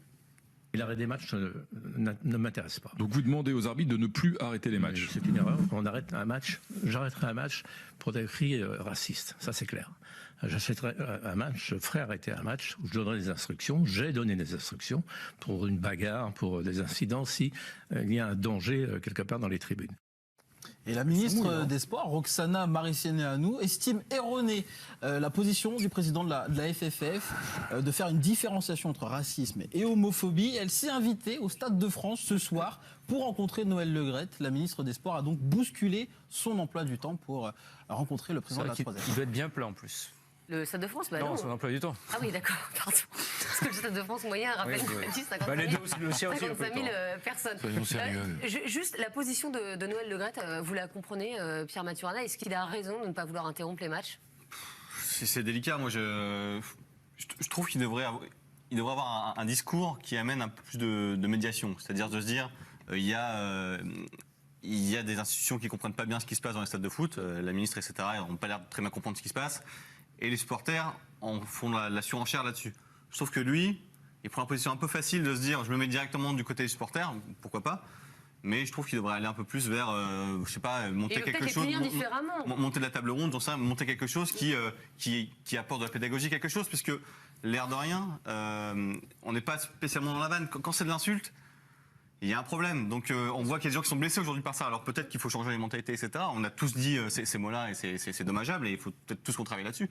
Mais à partir du moment où c'est de l'insulte et que ça blesse, il y a peut-être quelque chose à faire d'autre que juste arrêter des matchs, etc. Voilà, mais est-ce que justement la solution, c'est pas de punir ceux qui font ces insultes? Quand il y a insulte, vous portez plainte contre la personne, vous portez pas plainte contre... Pourquoi pas? Est-ce qu'il y a les moyens de le faire? Pourquoi pas? Est-ce qu'il ne faut pas sortir les gens du stade, les bannir à vie de stade? Et comme ça, ça peut être réglé. Parce que pourquoi punir 30 000 personnes pour les actes de 2 ou 3 crétins? Des sanctions individuelles, on le dit, on le répète. C'est un délit, c'est puni par la loi. Voilà, c'est puni par la sanction individuelle et des sanctions terribles, quoi. Interdit de stade à vie. Les Anglais l'ont fait, il n'y a aucune raison qu'on ne le fasse pas. La solution, on la connaît. hein, vous êtes en Mais France. oui. Il y a un arsenal juridique, des moyens suffisants en France pour cibler les personnes qui se rendent coupables de ce genre de choses. Et Florian a dit que c'était délictuel. Effectivement, il n'y a pas une loi pour le foot et une loi pour la vie. C'est une loi qui est pour tous les citoyens de ce pays. Puis terminé. Après, les petits. Après, il y a des stades où il y a plus de caméras. Il y a des stades où il y a plus de caméras que dans d'autres. Après, le problème, c'est. Après, il a raison, Pierre. Je veux dire, après, c'est aussi de l'éducation et ça prend du temps. Et puis, bah oui, on fait comment le dimanche matin? Alors, par exemple, si ça doit arriver, je veux dire, vous allez arrêter un match, je vous annonce, c'est bagarre générale. Non, mais je veux dire, je suis pas pour ça, mais bon, Non, voilà, je veux dire, il faut. Ceci dit, le fait d'arrêter les matchs, c'est plutôt une bonne solution à partir du moment où on a compris que ça a amené de la surenchère chez les supporters. Donc peut-être que là, ça montre un bon geste. Enfin, voilà, c'est peut-être un début de discussion qui peut avoir lieu, je sais pas. Pierre, en tant que joueur, justement, alors bon, vous vous êtes arrêté avant justement ces décisions d'arrêter les matchs pour propos homophobes ou pour des banderoles. Vous l'auriez compris en tant que joueur qu'on arrête votre match parce que justement il y a quelqu'un dans les tribunes qui emploie ces mots-là. Le symbole est bon de toute façon parce que pour toute discrimination faut agir. Après, je pense que le coup a été marqué. Maintenant, je pense qu'il faut rentrer dans une discussion justement avec les responsables des deux camps et puis essayer de trouver un moyen peut-être pas plus efficace, mais plus pédagogique, que ce soit pour l'association ou pour la Ligue, pour essayer de trouver un terrain d'entente et puis pas gêner forcément les joueurs, parce que c'est les joueurs aussi qui en pâtissent, et puis aussi les supporters et les spectateurs. Donc, comme explique Pierre, il l'a très bien expliqué, il y a une surenchère qui est en train de se créer, mais que ce soit du racisme ou de l'homophobie ou quoi que ce soit, à partir du moment où on n'aime pas l'autre, c'est à bannir. Maintenant, il faut trouver le bon moyen pour gêner personne et que ce soit efficace au niveau pédagogique. Après, elle a raison Et de ne pas donner l'impression que c'est que les supporters de foot qui sont comme ça. C'est ça le problème, en fait. C'est plus alors qu'en fait, il y a un problème d'homophobie dans la société en général, et là, il faut le Après, c'est traiter. plus rare d'entendre OIS sur Roland-Garros. Dans les stades de rugby, je te parle dans la société en général, dans ta bagnole, n'importe quoi. Peut-être qu'il faut arrêter de parler comme ça, et ça viendra peut-être. C'est pas le stade de foot qui. Je dirais pas qu'il s'est mis à la faute, mais sur la rhétorique d'hiérarchiser ou d'opposer des souffrances, je sais pas, ou des causes. C'est pas la bonne stratégie. D'ailleurs, elle a rebondi dessus direct. Je veux dire, non mais. Il lui a tourné le bâton. Voilà, je veux dire, c'est pas, il faut pas, voilà, c'est. Pas hiérarchiser, quoi. Je pense. Voilà. Et sachez qu'il y a un séminaire qui est justement en train de se tenir actuellement à la Ligue, là, justement sur l'homophobie dans les stades, suite certainement aux propos du président de la Fédé, Noël Le Graët, l'ambitieux du jour. Oui, c'est la FFF qui souhaiterait 4 clubs français en Ligue des Champions en cas de réforme de la Ligue des Champions. C'est une indiscrétion signée France Football. L'UEFA avait demandé à ses fédérations membres durant l'été de soumettre ses idées. Eh bien, Noël Le Graët a fait passer son message principal. Si réforme il veut 4 places pour la France. Sa justification tient sur les droits TV essentiellement, ce qui devrait donc parler à l'UEFA afin de garantir une présence maximale des clubs nationaux aux plus gros diffuseurs. On mérite 4 places en Ligue des Champions ? Non, mais en fait, moi, ce qui me gêne, c'est l'espèce de ligue fermée. Effectivement, il y avait un côté un peu scandaleux, etc. Mais qui, à mon avis, a été fait pour provoquer ce genre de réaction. Et en fait, nous, on s'était dit, ouais, mais c'est pas juste, etc. On n'a pas assez d'équipes. Et en fait, on est en train de se dire que nous, on pourrait réclamer plus d'équipes, pas parce que sportivement on mérite, mais parce qu'on a l'argent pour payer la diffusion des matchs. C'est quand même pas un argument qui me semble hyper clean, hyper réglo, hyper classe. Donc je trouve pas que remplacer une ligue fermée par un truc où en fait seuls les gens qui ont l'argent pour payer la diffusion des droits seraient un peu privilégiés, quoi. Surtout qu'on a quand même vu une édition de Ligue des Champions l'année dernière complètement folle. Il n'y a pas de raison de changer de format. C'est comme ce qu'il y a de plus excitant dans le football actuel. Après la CAN, quand même. Oui, après la CAN. Après la CAN, évidemment. Vous avez raison de le souligner. Les nommés du jour. Oui, le trophée UNFP du meilleur joueur, c'est reparti. L'UNFP a donné pour la première fois de la saison une liste de 3 noms. On y retrouve donc le gardien de Toulouse, Baptiste René, auteur de plusieurs arrêts décisifs en ce début de championnat. On retrouve Eduardo Camavinga, 16 ans seulement, la sensation rennaise de ce début de saison. Et puis Zinedine Ferrat, le joueur de Nîmes, impliqué sur 50% des buts gardois depuis le début de la saison. Quel joueur? Dominique, vous votez pour qui? Il voit pas. Tu connais qui? Tu les connais? Pour qui? Si, Camavinga, le gamin. Le gamin. Vous l'appelez comment? Camavinga. Non, c'est ça. C'est bien, c'est ça. C'est pas mal. Okay. Je suis sûr. Hein. Oui, c'est bien. Il y allait sur des œufs quand même. Sur des œufs. C'est une petite hésitation. Votez pour qui, Pierre Bouy? Moi, Ferrat, moi. D'accord. Ferrat, parce que Camavinga, j'aime beaucoup, mais voilà, je pense que c'est aussi le mettre maintenant, c'est par rapport à la lumière qu'il a. C'est vrai qu'il a complètement assuré son rôle, mais Ferrat a fait quand même un sacré mois quand même. Ok, ça fait 2 voix pour Ferrat avec celle de Flo Gazan. Nabil Gély. Bon, j'ai un peu d'affect parce que Ferrat, je le connais depuis quelques années. Dis pas ça, c'est pas Non, mais vous allez vous moquer de moi. Mais t'es quelqu'un d'objectif, Nabil. Attendez, mais il y a des joueurs, moi je suis désolé, il y a des joueurs que je suis depuis très longtemps. Ferrat, c'est un ami, quoi. C'est pas un ami, mais c'est un joueur. Attendez, vous voulez que je raconte Ferrat? Non. C'est Hervé Renard qui l'a lancé et c'est Roland Courbis qui l'a fait grandir. Et c'est pour ça que vous votez pour lui. Mais parce qu'il est bon, on voit bien qu'il a du ballon. Les autres aussi sont bons. Bah oui. Kamavinga, Baptiste René, il a moins de ballon. Ils vont gagner des trophées. Et Ferrat, je rappelle qu'il y a 2 ans, c'était 20 passes décisives en Ligue 2. Il avait battu le record. Il y a Baptiste René, moi je mettrais. Aucun club ne l'avait recruté en Ligue 1. Bravo Nîmes. Nîmes, c'est une équipe qui recrute bien. Vous avez raison. Osimhen, non? Qui recrute le Lillois. Il n'est pas dedans. C'est quand même étonnant. C'est peut-être étonnant, mais enfin, il n'est pas dedans. Osimhen. Pierre Maturana. Kamavinga, parce que non mais l'air de rien, il fait quand même un mois énorme et ça met un peu en lumière le bon mois aussi de Rennes. C'est-à-dire que Rennes fait quand même un très bon début de saison et il n'est pas étranger. Je trouve que c'est. Et il a fait quoi comme stat, Kamavinga? Julien Aliane la voix. peut mettre une égalité s'il vote. Baptiste René. Baptiste René, écoutez. Donc ce sera Ferrat, puisqu'il a 3 voix. Bravo. C'est celui qui a le plus de voix sur ce plateau. Le sursaut du jour. Oui, c'est l'Allemagne qui a rebondi hier en s'imposant 2-0 face à l'Irlande du Nord et qui va donc prendre la tête de son groupe. Regardez l'ouverture du score. Dalstenberg, le latéral gauche, cette reprise de volée. Le centre du latéral droit de Klostermann pour la reprise de volée de Alstenberg. Magnifique, pleine lucarne. 1-0 donc à ce moment-là du match, à la 48e pour les Allemands. Et puis en fin de partie, à la 92e, Gnabry sur cette passe de Kai Havertz. Elle va permettre aux Allemands de l'emporter 2-0. Il marque beaucoup lui en ce moment. Il avait marqué contre les Pays-Bas, effectivement, il y a quelques jours déjà. Alors on était inquiet pour l'Allemagne hier, on va pas se mentir, avant le choc face à l'Irlande du Nord, parce que l'Irlande du Nord était première du groupe. Est-ce qu'on est moins inquiet aujourd'hui ou pas du tout? Si vous me demandez si je suis inquiet pour la qualification de l'Allemagne au prochain Euro, je vous dirais plutôt non. Mais en revanche, sur ce que propose le football allemand au niveau du contenu, qui est une équipe qui est en renouvellement pas totalement assumé, puisqu'il y a des joueurs, Ter Stegen par exemple, il joue pas, c'est actuellement peut-être un des meilleurs gardiens du monde, toujours neuf. Et dans ce qu'ils produisent, on sent pas forcément une sérénité. C'est une équipe d'Allemagne qui redémarre sur un nouveau cycle avec des jeunes joueurs. Mais est-ce que cette génération sera aussi dorée que les précédentes? Aujourd'hui, on n'a pas la réponse. En tout cas, Joachim Löw, lui, est toujours là. La grosse impression du jour. Oui, c'est les Pays-Bas en démonstration qui ont confirmé leur précédent succès face aux Allemands. Ils ont gagné hier 4-0 en Estonie avec un grand Memphis Depay. Mais c'est Ryan Babel, qu'on va retrouver à l'ouverture du score. Pas loin. 17e minute pour Ryan Babel qui va s'offrir un doublé à la 47e juste après la mi-temps sur un centre de Memphis Depay.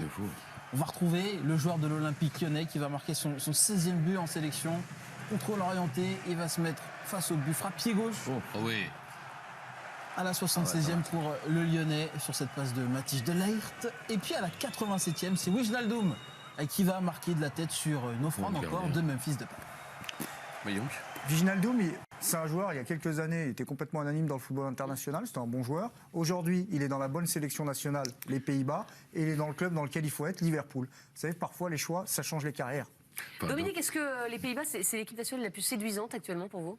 Peut-être, oui. Moi, ce qui me bluffe, c'est les performances de Memphis Depay. C'est vrai qu'il est bon avec Lyon depuis le début de saison. Il en est à 4 buts, je crois. 4 buts, une passe décisive. Une passe décisive, c'est pas mal. Bon, on ne peut pas dire qu'il y a un fossé entre le Depay, c'est vrai qu'il est extrêmement brillant avec les Pays-Bas et avec l'Olympique lyonnais. Il ne joue pas avec les mêmes joueurs aux Pays-Bas. Il ne joue pas non plus avec les mêmes joueurs. Un peu plus fort. Exactement. Donc oui, je suis bluffé. Je pense que ça sera un candidat au titre. C'est grâce à Genesio qui continue à le piquer, même de Chine, il le pique. Candidat au titre. Mais pour revenir sur l'Allemagne, Domenech, que vous connaissez bien, a tout résumé hier. Il n'y a pas de défense centrale. C'est vrai, c'est un peu non, mais c'est un vrai problème. Il joue à 3 derrière avec des côtés. C'est vrai que Zoule, par exemple, le jour où il croise des gars qui prennent la profondeur et qui vont à 2000 à l'heure, il va être mis en difficulté. Il ne va pas les croiser longtemps. Bon petit latéraux. Le récital du jour, c'est pour faire plaisir à Pierre. Oui, de la Belgique et surtout de Kevin De Bruyne. Victoire des Belges 4-0. Eh bien, Kevin De Bruyne, c'est 3 passes décisives et un but pour le joueur de City. Première passe D pour Romelu Lukaku à la 9e minute. 48e but en sélection pour Romelu Lukaku, l'attaquant de l'Inter. Kevin De Bruyne, on le retrouve. Le centre parfait déposé pour Thomas Vermaelen, l'ancien joueur notamment du Barça. Kevin De Bruyne, encore, on va le retrouver à la 32e minute. Oui. Ouf, corner, et pour qui la tête de Toby Alderweireld. Donc ça fait 3-0 au bout d'une demi-heure de jeu pour la Belgique en Écosse. Et Kevin De Bruyne va marquer à la 82e sur cette passe de Romelu Lukaku. Donc masterclass du joueur de Manchester City, 3 passes D, 1 but. Et là aussi, c'est agréable à voir, Pierre Maturana, quoi. Ouais, c'est fluide, c'est doux, quoi. Quand Ouais, tout est beau, tout est joli à regarder. C'est vrai qu'il les est passes, elles sont dans revenu le bon encore tempo, plus fort les frappes, elles sont faciles. Ça va là où il veut, bon, c'est extraordinaire.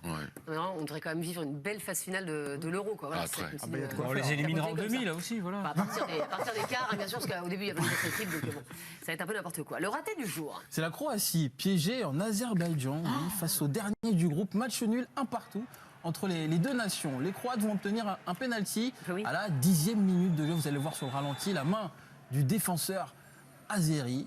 Voilà. C'est Luka Modric qui va transformer le penalty à la 11e minute. Ouverture du score donc des Croates. On se dit que tout va bien se passer pour les vice-champions du monde. Mais non, à la 72e, Kaliladze va s'offrir un slalom dans la défense croate. C'est Messi, là. Égalisé donc. À la 72e minute, la Croatie reste leader avec 1 point d'avance sur la Slovaquie. On a l'impression que la Coupe du Monde est loin, hein, Pierre Boubi, quand même. Ouais, bah après, même après la Coupe du Monde, les différents matchs qu'ils avaient fait, la Croatie, ils n'avaient pas non plus rassuré tout le monde. Et ils étaient plutôt, enfin, je les avais plus sentis à bout de souffle et puis fatigués de leur Coupe du Monde. Mais bon, ils étaient un peu en sur-régime. Ils avaient pas mal de joueurs vieillissants. Mais ouais, bah, ils vont rentrer dans un nouveau cycle et, voilà quoi. Ça va être l'éternel recommencement. Les golazzo du jour. Oui, on va voir les 2 plus beaux buts de. Magnifique. La confirmation du jour. Oui, c'est les espoirs qui enchaînent. Victoire convaincante, ça fait 3 buts à 1. Deuxième doublé en moins d'une semaine pour Hudson Edouard. Et on termine avec un petit cadeau pour Nabil Djellit. Oui, l'Algérie qui présentait son trophée de champion d'Afrique 2019 lors de la victoire 1-0 en match amical contre le Bénin devant 45 000 spectateurs. Voilà, c'était beau, beaucoup d'émotions pour le peuple algérien. Voilà, vainqueur de la toute dernière Coupe d'Afrique des Nations. Allez, dans un instant, on reparle de l'équipe de France. Match ce soir au Stade de France face à Andorre. L'équipe de France qui peut bien sûr soigner sa différence de but et se rapprocher un petit peu plus de la qualification à l'Euro. On se demandera quel joueur vous attendez le plus ce soir. Et puis Raphaël Sebaoun nous donnera très probablement la composition de l'équipe de France. À tout de suite.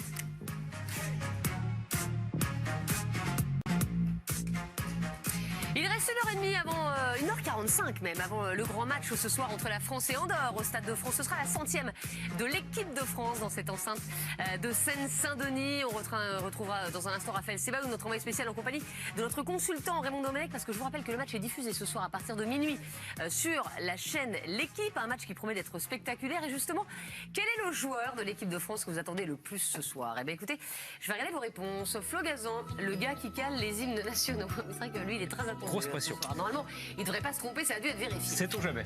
Kingsley Coman, et c'est vrai que vous l'attendiez déjà vendredi, Dominique. Vous avez bien fait de l'attendre et vous avez bien répondu. Il a été remarquable. Léo Dubois, qui devrait être titulaire ce soir à la place de Benjamin Pavard, ça c'est pour Pierre Boubi.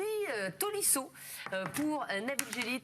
Thomas Lemar, ça c'est pour Pierre Maturana, et la rencontre maracinéenne contre Le Gret. On rappelle effectivement que la ministre des Sports doit rencontrer le président de la Fédération française de foot ce soir au Stade de France suite aux propos de Noël Le Gret sur l'interdiction de matchs pour propos homophobes. Eh bien écoutez, je vais commencer avec vous, Dominique. Effectivement, vous attendiez Kingsley Coman face à l'Albanie. Il a inscrit un doublé, on va voir les images. Et je reviendrai vers vous juste après. Oui, 2 buts, son premier doublé avec l'équipe de France face à l'Albanie il y a quelques jours. Cette passe magnifique de Raphaël Varane dès la 8e minute. Passe pied gauche pour le défenseur du Real Madrid dans la course de Kingsley Coman qui marque du pointu. On en voit un peu des buts comme ça à haut niveau. Ensuite, c'est une belle action sur le côté gauche entre Antoine Griezmann, Olivier Giroud et Lucas Hernandez. Kingsley Coman qui, dans les 6 mètres, va marquer son premier doublé donc avec l'équipe de France à la 68e minute. On rappelle, les Bleus ont emporté 4-1 dans ce match. Dominique, est-ce que vous attendez qu'il réédite la même perf face à l'Albanie? Oui, il joue complètement libéré, il est en confiance avec le Bayern, on l'a vu, puisque Ribéry et Robben lui ont laissé la place, il est titulaire. Tous les joueurs du Bayern le stipulent d'ailleurs, qu'il est très en forme. C'est un attaquant moderne qui a tout dans sa panoplie. Il est dribbleur, il est accélérateur, il prend la profondeur, il fait des appels, il marque des buts. On l'a vu. J'ai retenu aussi la déclaration de Griezmann qui a déclaré que Coman apportait quelque chose de plus aux Bleus. Et c'est vrai qu'il apporte. Alors, ce qu'il faut vraiment lui souhaiter, c'est que son corps lui fiche la paix. Parce que je crois qu'on touche avec Coman et Mbappé et Griezmann, on a, pour demain en tout cas, un trio d'attaquants tout à fait, à mes yeux, tout à fait Comment le football, ça va vite. On aurait dit il y a un an ou deux, Dembélé. Là, vous sortez Ousmane Dembélé, qui a quand même été un des transferts les plus spectaculaires du football international. C'est incroyable quand même, je veux dire. Dembélé, c'est comme s'il était écarté. Enfin, c'est pas contre il n'est pas écarté. Il est blessé. Il est parti au Barça pour remplacer Neymar.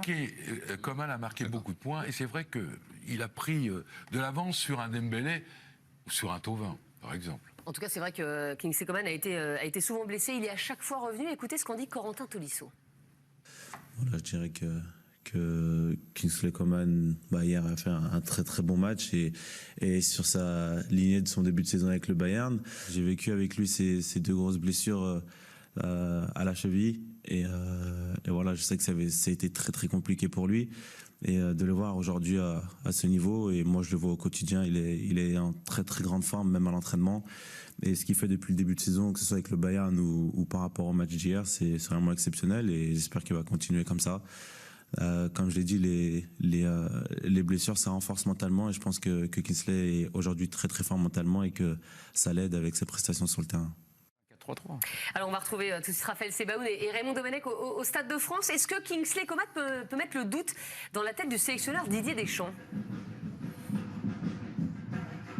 Eh bien, Estelle, je vais poser la question directement à Raymond qui m'a rejoint. Raymond, la question, d'après vous, est-ce que Kingsley Coman peut faire une nouvelle fois la différence ce soir ? Est-ce qu'il peut mettre encore le feu ? Oui, il peut faire la différence. Il a tous les moyens pour. Il a cette capacité à jouer dans les espaces courts. Il va très vite, il est capable d'enchaîner. Mais il est fortement lié au jeu de l'équipe de France aussi. Parce qu'il faut qu'il lui donne vite le ballon. Il faut qu'il se retrouve dans les possibilités de 1 contre 1.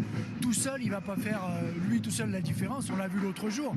Il a été efficace parce que l'équipe de France a été performante dans son jeu collectif.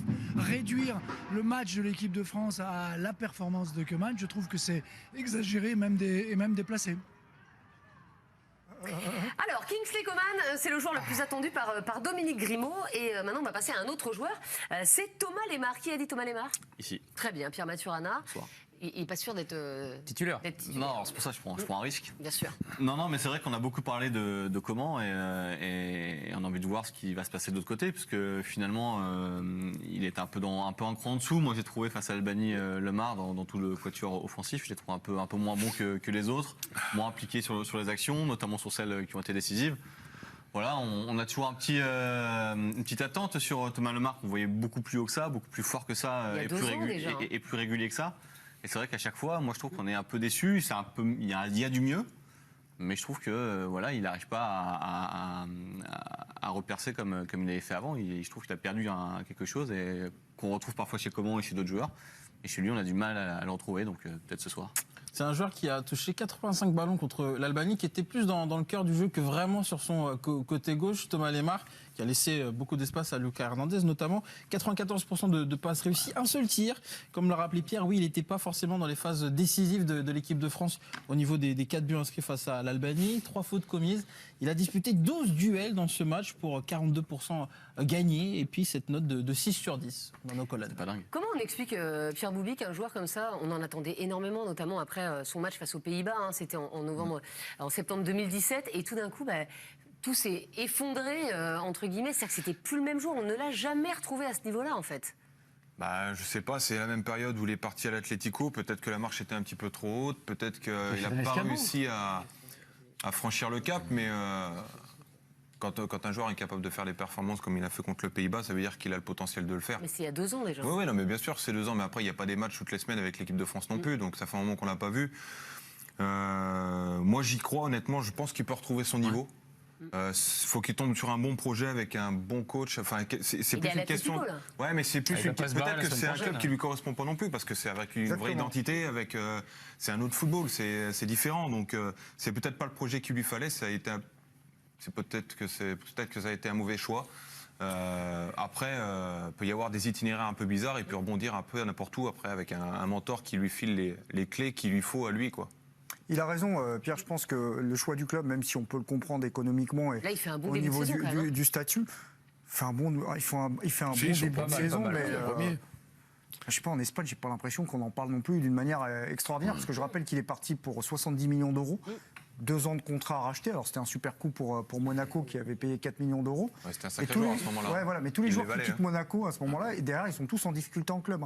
Bakayoko, Mendy, Fabinho, ça joue pas tout de suite. Lemar. En difficulté également, donc ça pose quand même des questions sur ce qui s'est passé à Monaco. À part Mbappé. À part Mbappé. Parce que Mbappé, ça a été plutôt pas mal. À part Mbappé, mais je crois Silva aussi. Ouais, Silva, il n'a pas joué tout de suite avec. Ouais, pas tout de suite. Non, mais je pense qu'il a besoin quand même d'être dans une équipe qui touche un maximum de ballons, parce que c'est un joueur de possession. Et même si je veux pas être dans la caricature par rapport à l'Atlético, c'est une équipe qui est davantage hybride. Et peut-être qu'effectivement, et tu as raison, Pierre. Peut-être que même s'il est taillé pour les grands clubs, il est peut-être pas tombé au bon endroit. Même si là, vous m'expliquez que. C'est un grand club avec une identité quand même qui est prononcée, quoi. Alors on va aller rejoindre Raymond Domenech et Raphaël Sebaoun. Raymond Domenech, le joueur que vous attendez le plus ce soir, quel est-il ? Eh ben on va poser la question directement à Raymond. La question, c'est une classique dans l'équipe d'Estelle, c'est qui attendez-vous le plus dans cette rencontre entre France et Andorre ? Eh bien je vous pose la question, quel est le joueur que vous attendez le plus, Raymond ? À moi, c'est Giroud. Giroud, parce qu'il est en fait la clé de voûte de toute l'organisation et de toutes les supputations qu'on peut faire sur les uns et sur les autres. Mais tant que lui, il est là, le schéma, il est classique, et tous ceux qui vont faire des bouts comme Coman ou de temps en temps d'autres, ils seront dépendants de cette organisation autour de Giroud. Et lui, on a toujours l'impression qu'il joue sa vie à chaque match. Et il est là, il faut qu'il marque absolument un but pour qu'on puisse dire il est indispensable. Dès qu'il marque pas, c'est vrai qu'il est moins visible, que ses courses, ses appels, sa pression, son pressing n'est pas visible. Et quand il marque, on est obligé, on continue avec Giroud qui est là, 30 et quelques. Il n'est pas loin de Platini pour égaler le record. Et moi j'ai envie quelque part qu'il continue et qu'il fasse patienter tous les autres encore, tous ceux qu'on annonce à droite, à gauche comme les titulaires sur des prochains matchs. Tant que lui il est là, il y a un schéma classique qui se met en place et on n'en bougera pas. Et Raymond parlait justement du record de buts en sélection. Bon, il est plus proche de Thierry Henry. Voilà, ça peut être aussi un enjeu ce soir dans le joueur qu'on attend le plus, avec Olivier Giroud qui se rapprocherait de Thierry Henry, qui est deuxième meilleur buteur de l'histoire des Bleus. Thierry Henry, quand même, 51 buts en équipe de France, on n'y est pas encore tout à fait. J'avoue que Giroud, c'est un peu comme le pull de Raymond, c'est le vieux truc confort qu'on garde tant qu'on ne jette pas, quoi. Oui, mais qui fait plaisir. Fait plaisir, voilà. Qu'on aime bien. Voilà, classique. Qu'on n'arrive pas à acheter, quoi. Exactement. Voilà, exactement.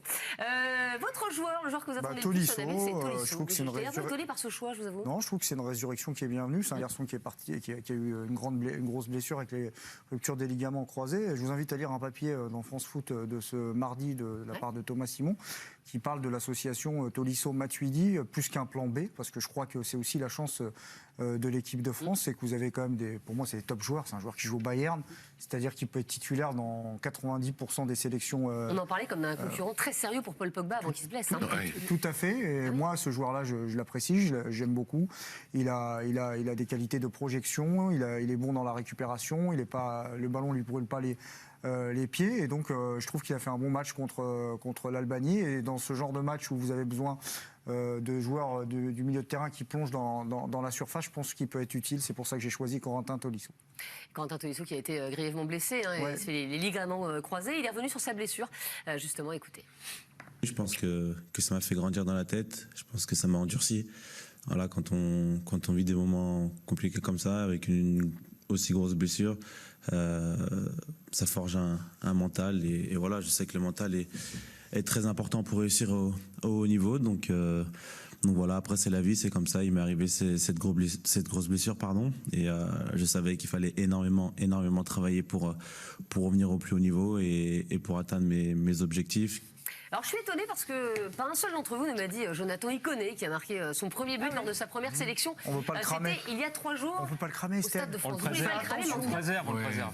Je vous explique, il fait partie quand même des 15 joueurs. Il y a eu seulement 15 joueurs de l'équipe de France à avoir marqué un but lors de leur première sélection. Et ces 15 joueurs, je vais vous demander de les retrouver sur vos lancers. 15 jours. Il y a du monde quand même. On va retrouver. Oui, 15 joueurs, je viens de vous le dire. Alors, je vous explique. Vous demandez l'un de ces 15 joueurs à avoir marqué un but lors de leur première sélection. Si vous trouvez, vous restez en vie. Si vous ne trouvez pas, Depuis quand vous êtes éliminé. Depuis la Toujours, nuit des temps. toujours, la nuit des La temps. nuit des temps. Vercingétorix. Et je peux vous dire, Dominique, qu'il y a des joueurs pour vous. Il y a des Français là Petit indice. Il y a du noir et blanc. Ben, il y a des Français, c'est les joueurs d'équipe de France. Ah, je crois qu'on pouvait dire Mais, des autres pays. non, je vais pas demander à un joueur du Yémen. Enfin, Mais il écoutez. pourrait. Yemen. Ok, voilà. C'est très dur. Il vient de comprendre. Oh, je t'en prie. Il l'avait jamais fait celle-là. Oh, je t'en prie. Non mais là c'est très dur. Normalement vous voyez, il y a une musique de suspense, vraiment on doit être concentré, on ne souffle pas. Pierre Boubi, je commence avec vous. La casette. La casette, bien. Non, pas du tout, pas du tout. Apparemment, j'ai cassé la machine. On a le mec du Stade de France au son. Hein. Un vieux. Sur les Je gens. répète. Ah oui, d'accord. Ils ont marqué lors de leur première sélection. Oui, Vous êtes je éliminé. croyais. Vous croyez, mais Ah vous non, croyez ne mal. l'élimine pas tout de suite. Qui est éliminé? Mais non. Dominique. Ça va aller Alors, plus vite. un vieux que j'adorais, que j'ai adoré, je salue Juste Fontaine. Bien joué. Ah bah oui. Et alors lui, carrément, il a marqué un triplé lors de sa première sélection. Vous vous souvenez quelle était sa première sélection, Dominique? À la première là, sélection si de vous pouvez Justo, ça doit être 56, 7, Avant 55. Regarde. Il joue à Nice. 53. C'est le juste prix, il en fait le tir au lion. Fontaine, quoi. 53. France-Luxembourg. Ah oui. Ah oui. Bon, bah c'est pas grave, vous restez en C'est vie. nul, hein. Flo Gazan. Zidane.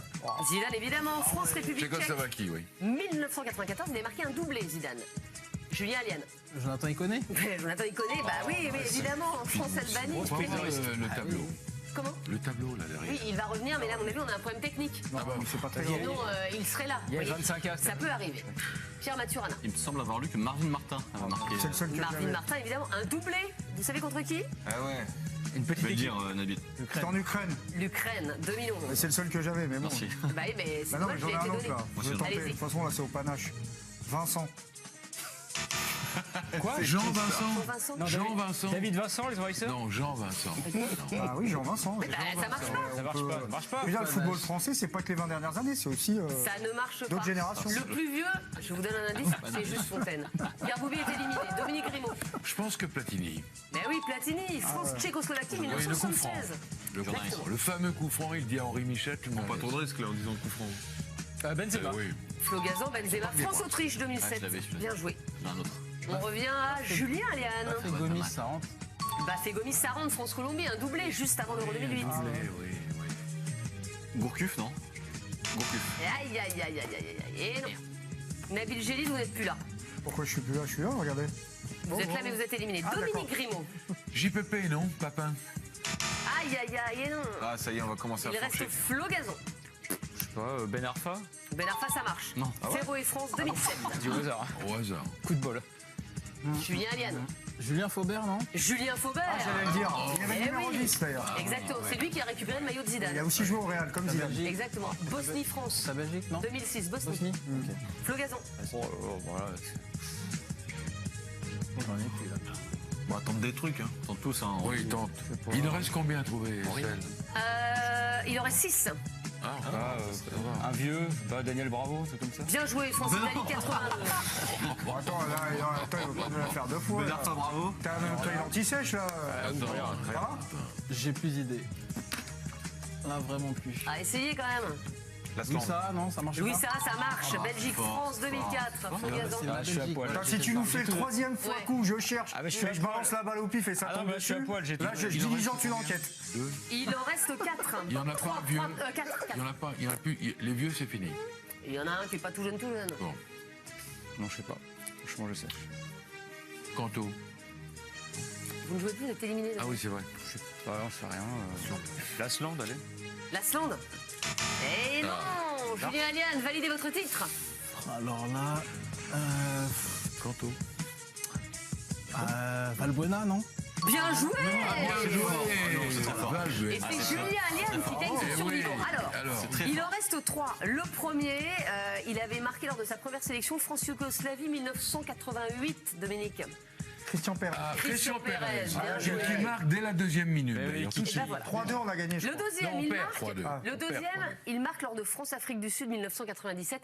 Et c'est un attaquant qui marquera l'histoire de l'équipe de France. Guivard. Anelka. Stéphane Guivard. Stéphane Guivard. Oui. Et le dernier, plus dur à trouver, il a marqué lors d'Ukraine-France en 2011. Gamero. Non, formé à Auxerre. Boumsong. Il joue à Watford. Il joue à Watford. Là, il y a encore. Younes Kaboul. Bonne réponse. Franchement, vous avez été pas mal. Mais quand vous avez donné les indices, parce qu'avant, j'ai été minable. Oui, avant, vous étiez éliminé, évidemment, on n'avait plus le droit de jouer.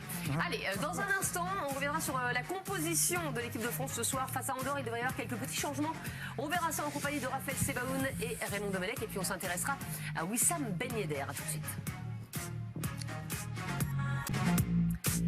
C'est la dernière partie de l'équipe d'Estelle. Dans un instant, on vous donnera la composition de l'équipe de France qui joue ce soir face à Andorre. Et il y a d'énormes surprises de la part du sélectionneur Didier Deschamps. On vous donnera ça juste après avoir vu quelques images de cyclisme, Julien. Étape du Tour de Grande-Bretagne, c'était sur la chaîne L'équipe. L'étape Rennes, 3 coureurs étaient bien partis pour se disputer la victoire d'étape, dont le Français Tony Galopin. Mais ils ont été repris dans le dernier kilomètre. Et regardez en bas à droite l'accélération foudroyante de Mathieu Van Der Poel avec son maillot blanc. Le Néerlandais qui s'impose finalement solitaire et qui fait coup double, puisqu'il prend la tête du classement général pour 1 seconde devant Matteo Trentin, l'Italien, qui détient le maillot vert de leader depuis 2 jours. Rendez-vous demain à 14h sur la chaîne Équipe pour la 5e étape. Et puis le prochain rendez-vous sur la chaîne Équipe, ce sera les championnats d'Europe de volley du 12 au 29 septembre. On suivra notamment l'équipe de France qui va tenter de remporter un titre européen. Et jusqu'au lancement de la compétition, chaque jour, on vous fait découvrir un joueur vu par ses coéquipiers. Et aujourd'hui, c'est au tour de Stéphane Boyer, le pointu de l'équipe de France. Non, il n'y a pas d'anecdote.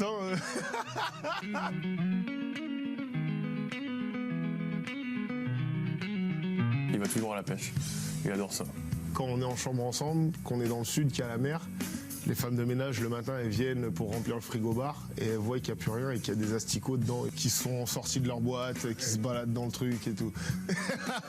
Et la femme de ménage, elle est rentrée dans le frigo, elle a ouvert le frigo, gros, une odeur, gros. Ça faisait 2 semaines, il y avait les asticots dans le machin et tout. Et lui, il était pas là, tu vois. Il m'a regardé comme un dégueulasse de la vie, tu vois. Et j'avais trop honte. Je dis, c'est pas moi, c'est pas moi.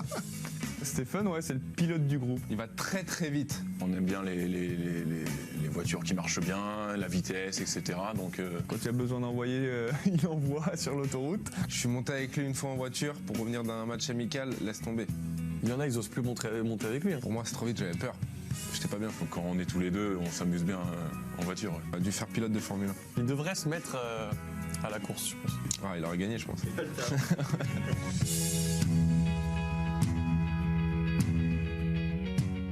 Voilà, et le premier match, ce sera France-Roumanie le 12 septembre à 20h45. Retour au foot maintenant. L'équipe de France joue ce soir face à Andorre au Stade de France.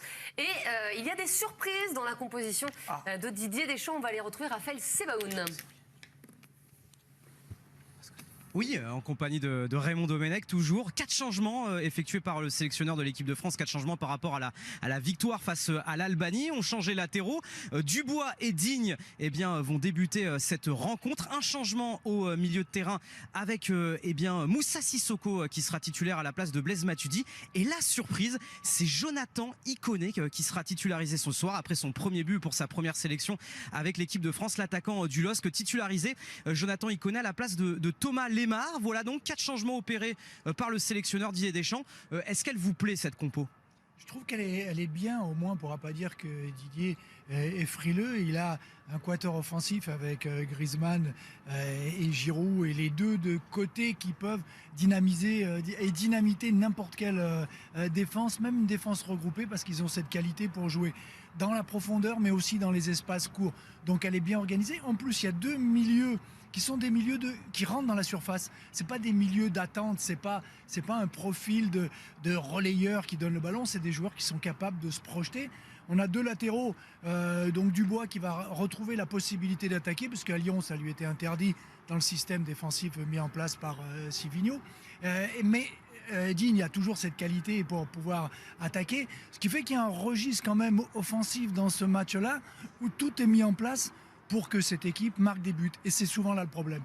C'est parce qu'on part sur cette idée-là qu'on va absolument marquer des buts, qu'on peut en rajouter, qu'on peut tasser l'adversaire dans son camp, qu'on peut se retrouver avec un bloc qu'on n'arrivera pas à bouger parce qu'il n'y aura pas du tout d'espace, parce que tout le monde ira trop haut et trop vite.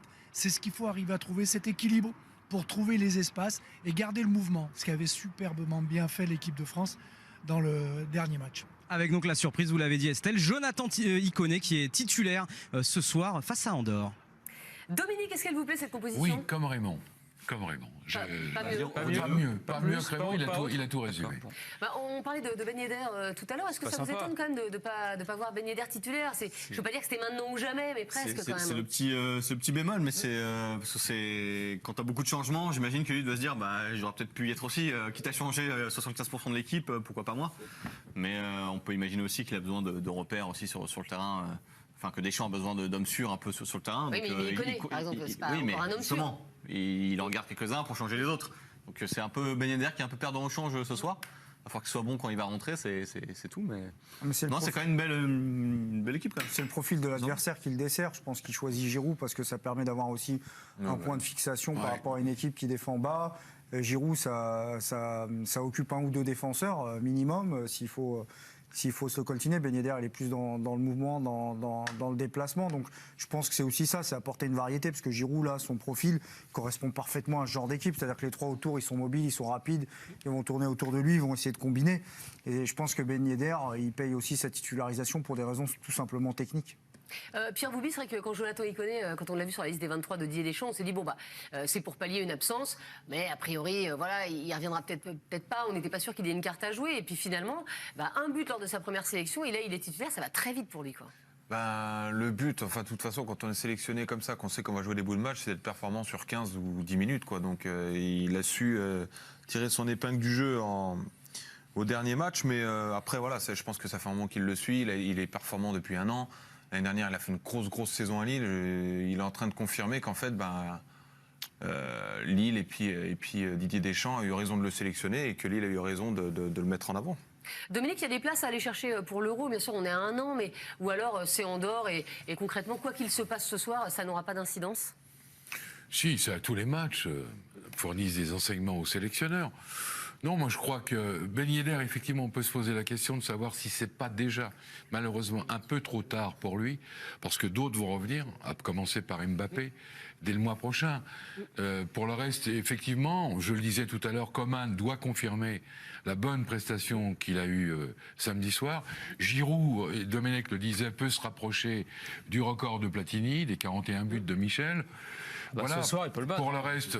Je ne sais pas s'il peut le battre, en tout cas qui marque déjà un but. Pour le reste, il y a des valeurs absolument sûres. Bon, Sissoko, on ne prend aucun risque avec Sissoko.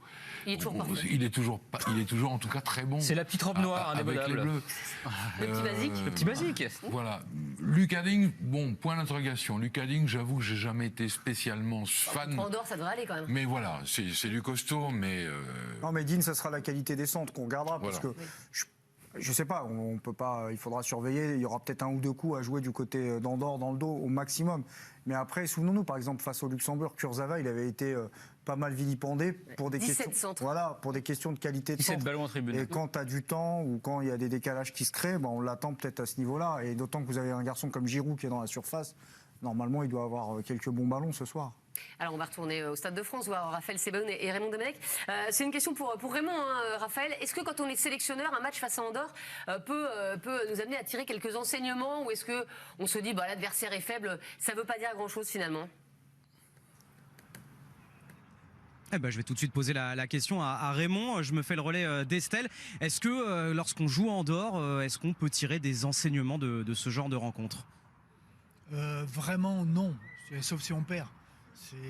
Mais sinon, quel que soit le résultat, on dira toujours la même chose. On dit c'est un match, il fallait gagner, il fallait prendre 3 points. On a pris les 3 points, c'était pas facile. Ils ont joué tous derrière. Ou on confirme ce qu'on a fait dans le précédent match en disant on a trouvé une qualité de jeu, une solidarité dans tous les domaines offensifs, défensifs, et on le confirme.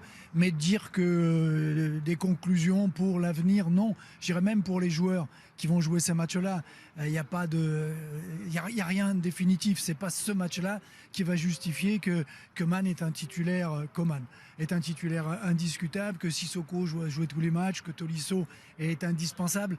C'est pas cela. Il en faudra d'autres de haut niveau.